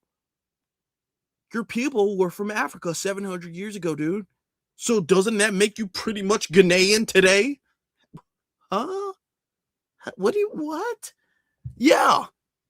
Like back, way back then, like thousands of years ago. Weren't you from Africa? So technically you're like Nigerian now, right? No. What are you talking about? Even if that was the case, no. Okay. Allah Solution says, keep up the great work, bro. I think I already read that one. Now, getting the Tom Slick. I think I already read that one too. Okay, getting to that one too. Black Phoenix says the insult is having to convince people of what they know America owes us is wild. Yeah. I mean, it is disrespectful. And then sends another super sticker. Thank you very much, fam. I appreciate you. Always the family coming through. Marcus Spring, Baltimore. Okay. Says FBA staying on code. Shout out to Marcus. Yeah, we staying on code. B1, us separate and delineate from these tethers and sellouts. We aren't immigrants from Africa or Africans. We aren't immigrants or Africans. We're not. We're just not. And that's not xenophobic to say it. Tell it like it is says, when will people learn that FBAs are no longer invested in other groups' grievances? The gate is closed. The kitchen is closed. The free ride is over. Get your freeloading ass off. It's over with. It's over with. No, it's over with. The freeloading, the coming to save you guys, the coming to bail y'all out, the giving y'all our hand, our food, our stuff. That's over with. The handouts is over with. Okay. A-Law Solution says we want a check in our hand, not social programs, education, community, redevelopment scheme. Yeah, all of that. The urban renewal scheme, minority infrastructure contracts, all of that stuff. No, all of that. Well, what we really are advocating for is really reinvestments in the education programs and scholarships and all of that. No, and not mind you, in the bill where they was all offended that we was checking them for, it didn't say nothing about cash.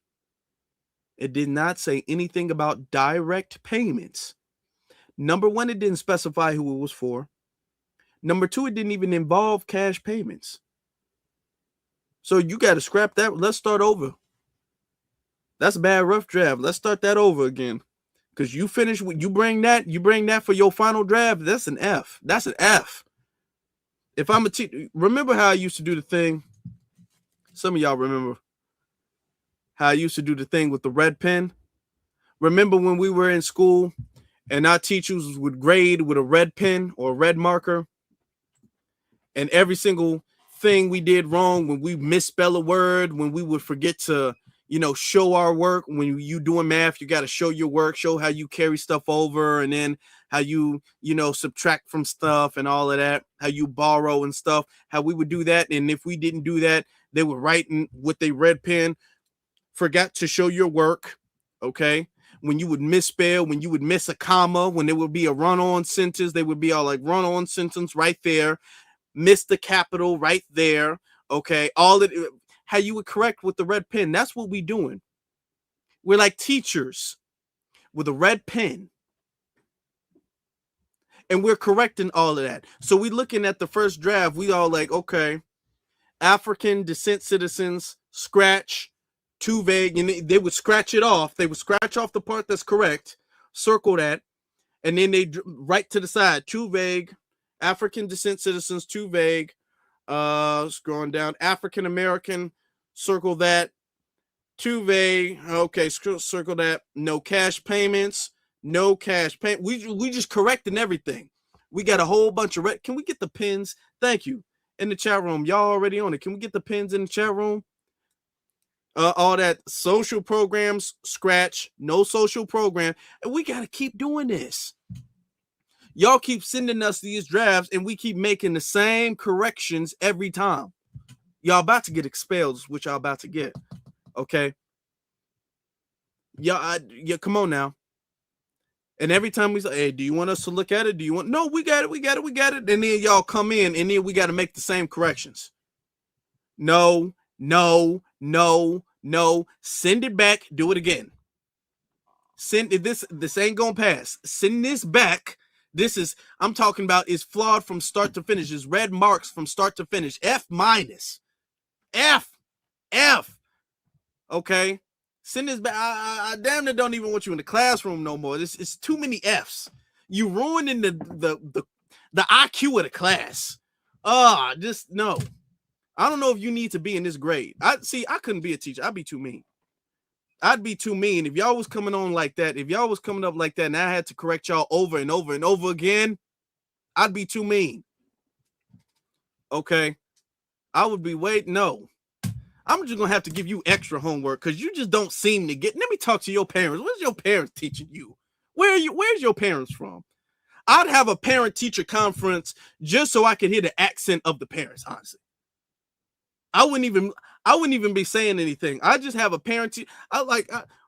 I'd have a parent-teacher conference, and this would be the first parent-teacher conference where I'm inviting their grandparents. And I'm like, why is my grandparents? I just need to see something. I just need to see something. I need to hear your grandma speak. I need to know where your grandma from at this parent-teacher conference.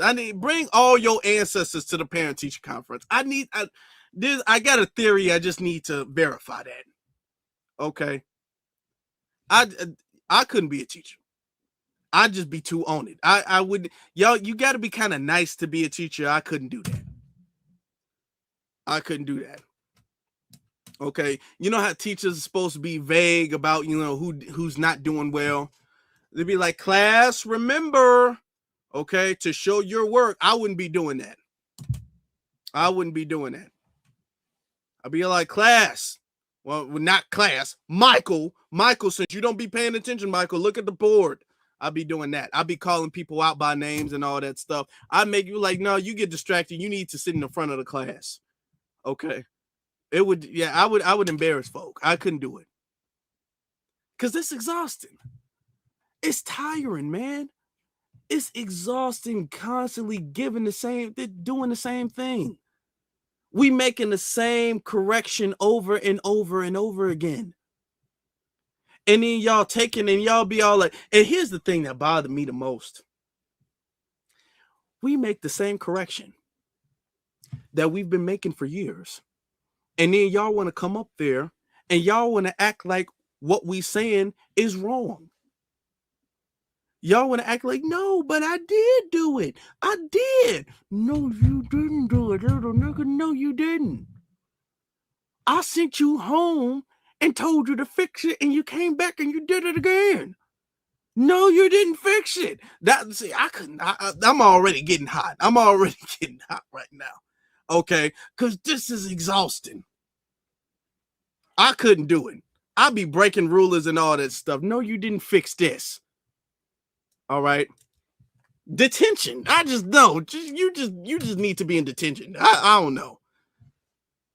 Sit somewhere. I'll be making students hold books. You know how old school parents and teachers, they used to hold books and stand up. You don't even get to sit down. You need to stand up. Maybe you fall asleep in class. I don't know. You need to stand up. Okay. After class, he would have to have a chalkboard and a piece of chalk be all like lineage, reparations. You know how that meme goes where Bart Simpson, he always getting in trouble and he got to write on the wall. This like the opening of the Simpsons, right? He's writing on the wall. I'd make him have to write on the board. Okay. Fill this board up. Say lineage-based reparations from top to bottom. Fill it up. Oh, man. Y'all remember we had to do that when we would mess up. We'd have to make a whole, it would either be on a board or a piece of paper. Oh my God. It's bringing me back.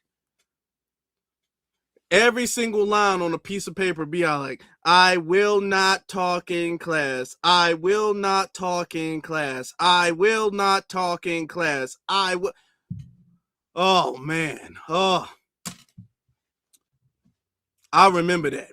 I'm going to make them do it. Now, I might be mean, but my class will get an A. I'm going to make sure my class is on the honor rolls.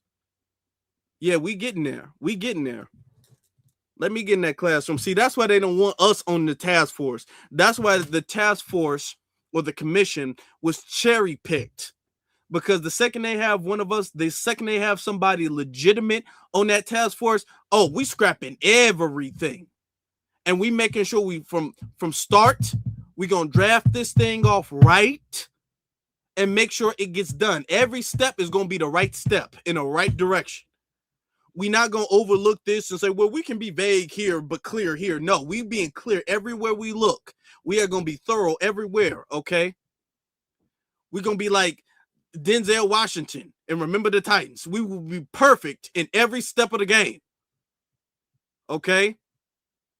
You drop a pass, you run a mile. I'm going to be like that. I'm going to be like Denzel and Remember the Titans. We will be perfect in every step of the game. No, ain't nobody dropping no pass. Ain't nobody fumbling. Ain't nobody, no. Folk gonna be running miles. So that's what it is. That's what it is, and that's what we doing. That's what we about. So going to it, here's the thing, though, that I'm finding very interesting, because I want to get back to the website. On the website, let me show you guys again before we close off here. Where is it? Okay. On the website, there's a portion, right, where they have meetings. Now, the meetings, these are public comments, registration. Now, you can sign up and give public comments. The next meeting is on May 15th. Now, when you go to it, you can add this to your calendar, all of that stuff. May 15th, that's a Friday from 1 p.m. to 3 p.m. Central Time. But this is a Zoom meeting or something of the sort. It's a virtual meeting. This is the password, so you can get in, and I guess they're going to say anything, and then you can give your comments in virtually, but there's no in-person meeting for the next meeting. Okay, well, that's the next one in May, and then they meet again in June. Okay, fine. Meeting again in June.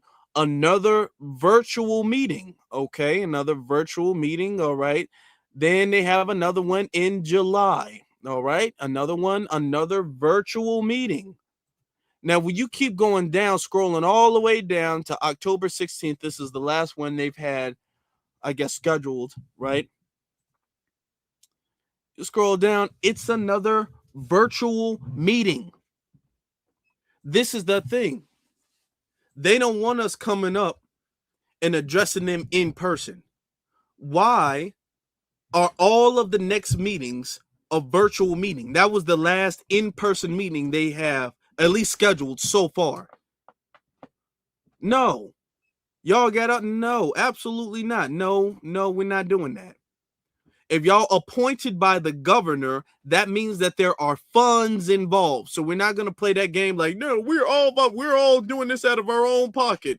No, there are funds involved. Okay, the Illinois state government is involved. That means that there are funds involved. Y'all are not a nonprofit organization. We're not going to play that game. Y'all have been appointed by the government to do this task. There are funds involved. So that means that y'all should be able to set up locations and see, this is what they don't want. They don't want what happened in California or what's happening currently in New York. They don't want that. They don't want people to go there and be able to say what they got to say in person, and for people to clap and for people to feel that energy. So they're hiding behind a virtual meeting. It'd be one thing if they could have a virtual meeting and an in-person meeting, or maybe a virtual meeting and an in-person meeting, and they go back and forth with that. But all of the meetings going forward, all the way up until October, are virtual. No. No. See what they're trying to do? They're trying to run. Shows me you trying to run away. Why? Why would you be trying to run away doing all these virtual meetings? No. Now, you can send a letter to them. You can let it be known. I'll show up to the virtual meeting. Be all like, hey, why we doing this online? Y'all can't come together once a month. Y'all ain't got to do it every week or even every other week. But y'all can't come together once a month for a real in-person meeting. Why would y'all not be doing that? Y'all can't find a designated place to be once a month for a meeting? To show, no. We're not, nope. That's them trying to run, and we ain't gonna let them. They can try, but we ain't gonna let them.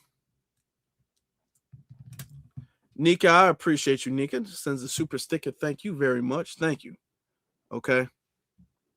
Tell like it is, says, old boy quiet down. He quiet down because he was hiding food in his jaw. He was eating and he didn't know his name was called or something like that. He was hiding food in his jaw. But this is what happens when you stand on it.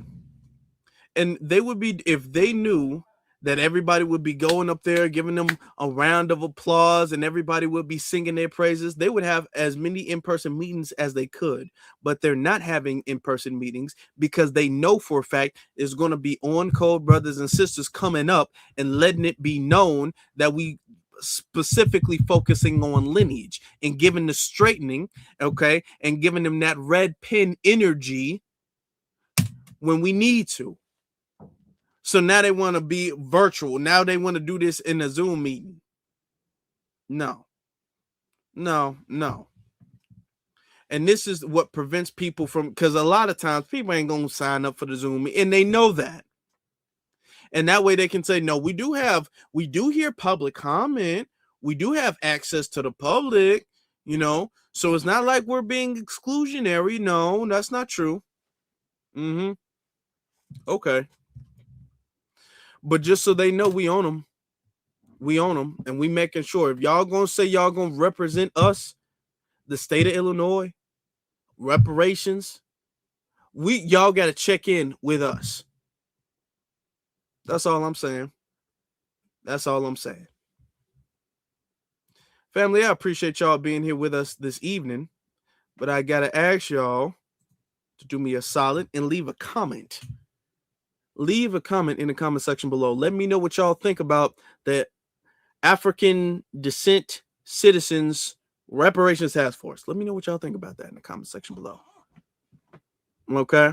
What y'all think about the panelists? What y'all think about the speakers? What do y'all think we need to be doing next? How do you think we need to be checking them?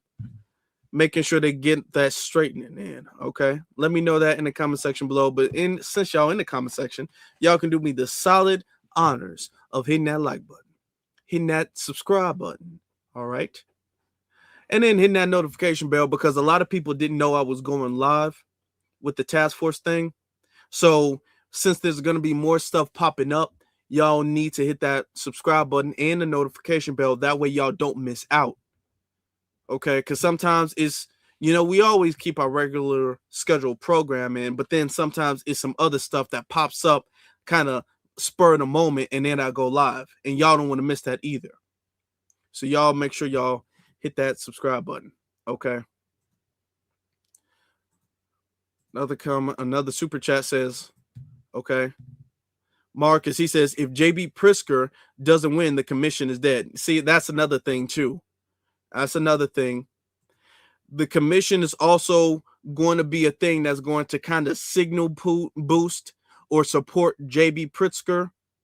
That's another thing too. So it's a lot of Democrat shield stuff involved with it, and we got to check that, because this will just be a signal boost for the Democrats come this midterm. So we got to be aware of that, okay? Because it's kind of odd. It's kind of odd that they would stop in October. Why aren't they going into November? Let's look at this one last time, family. When it comes to the meetings, right? Why is the last one in October? Why is the last one not November? It's like they're building up for November, but why is the last one not November, December? They should have ones all the way up until the next year, you would think. Okay. Can't get mad at people for being suspicious of that. It's kind of odd. Okay. All right. We'll look into that.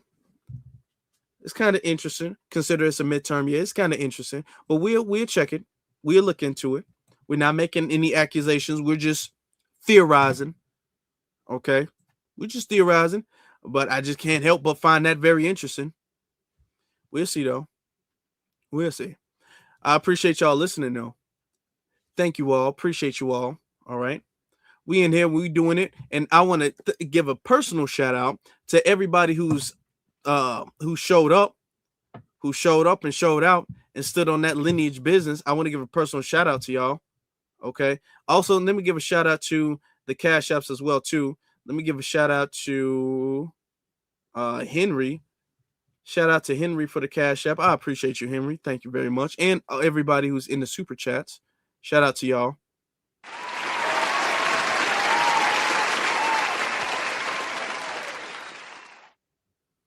As always, Black empowerment is what we do here. So we Black first, forever and always. I will see you all soon. Y'all have a good one and y'all stay blessed.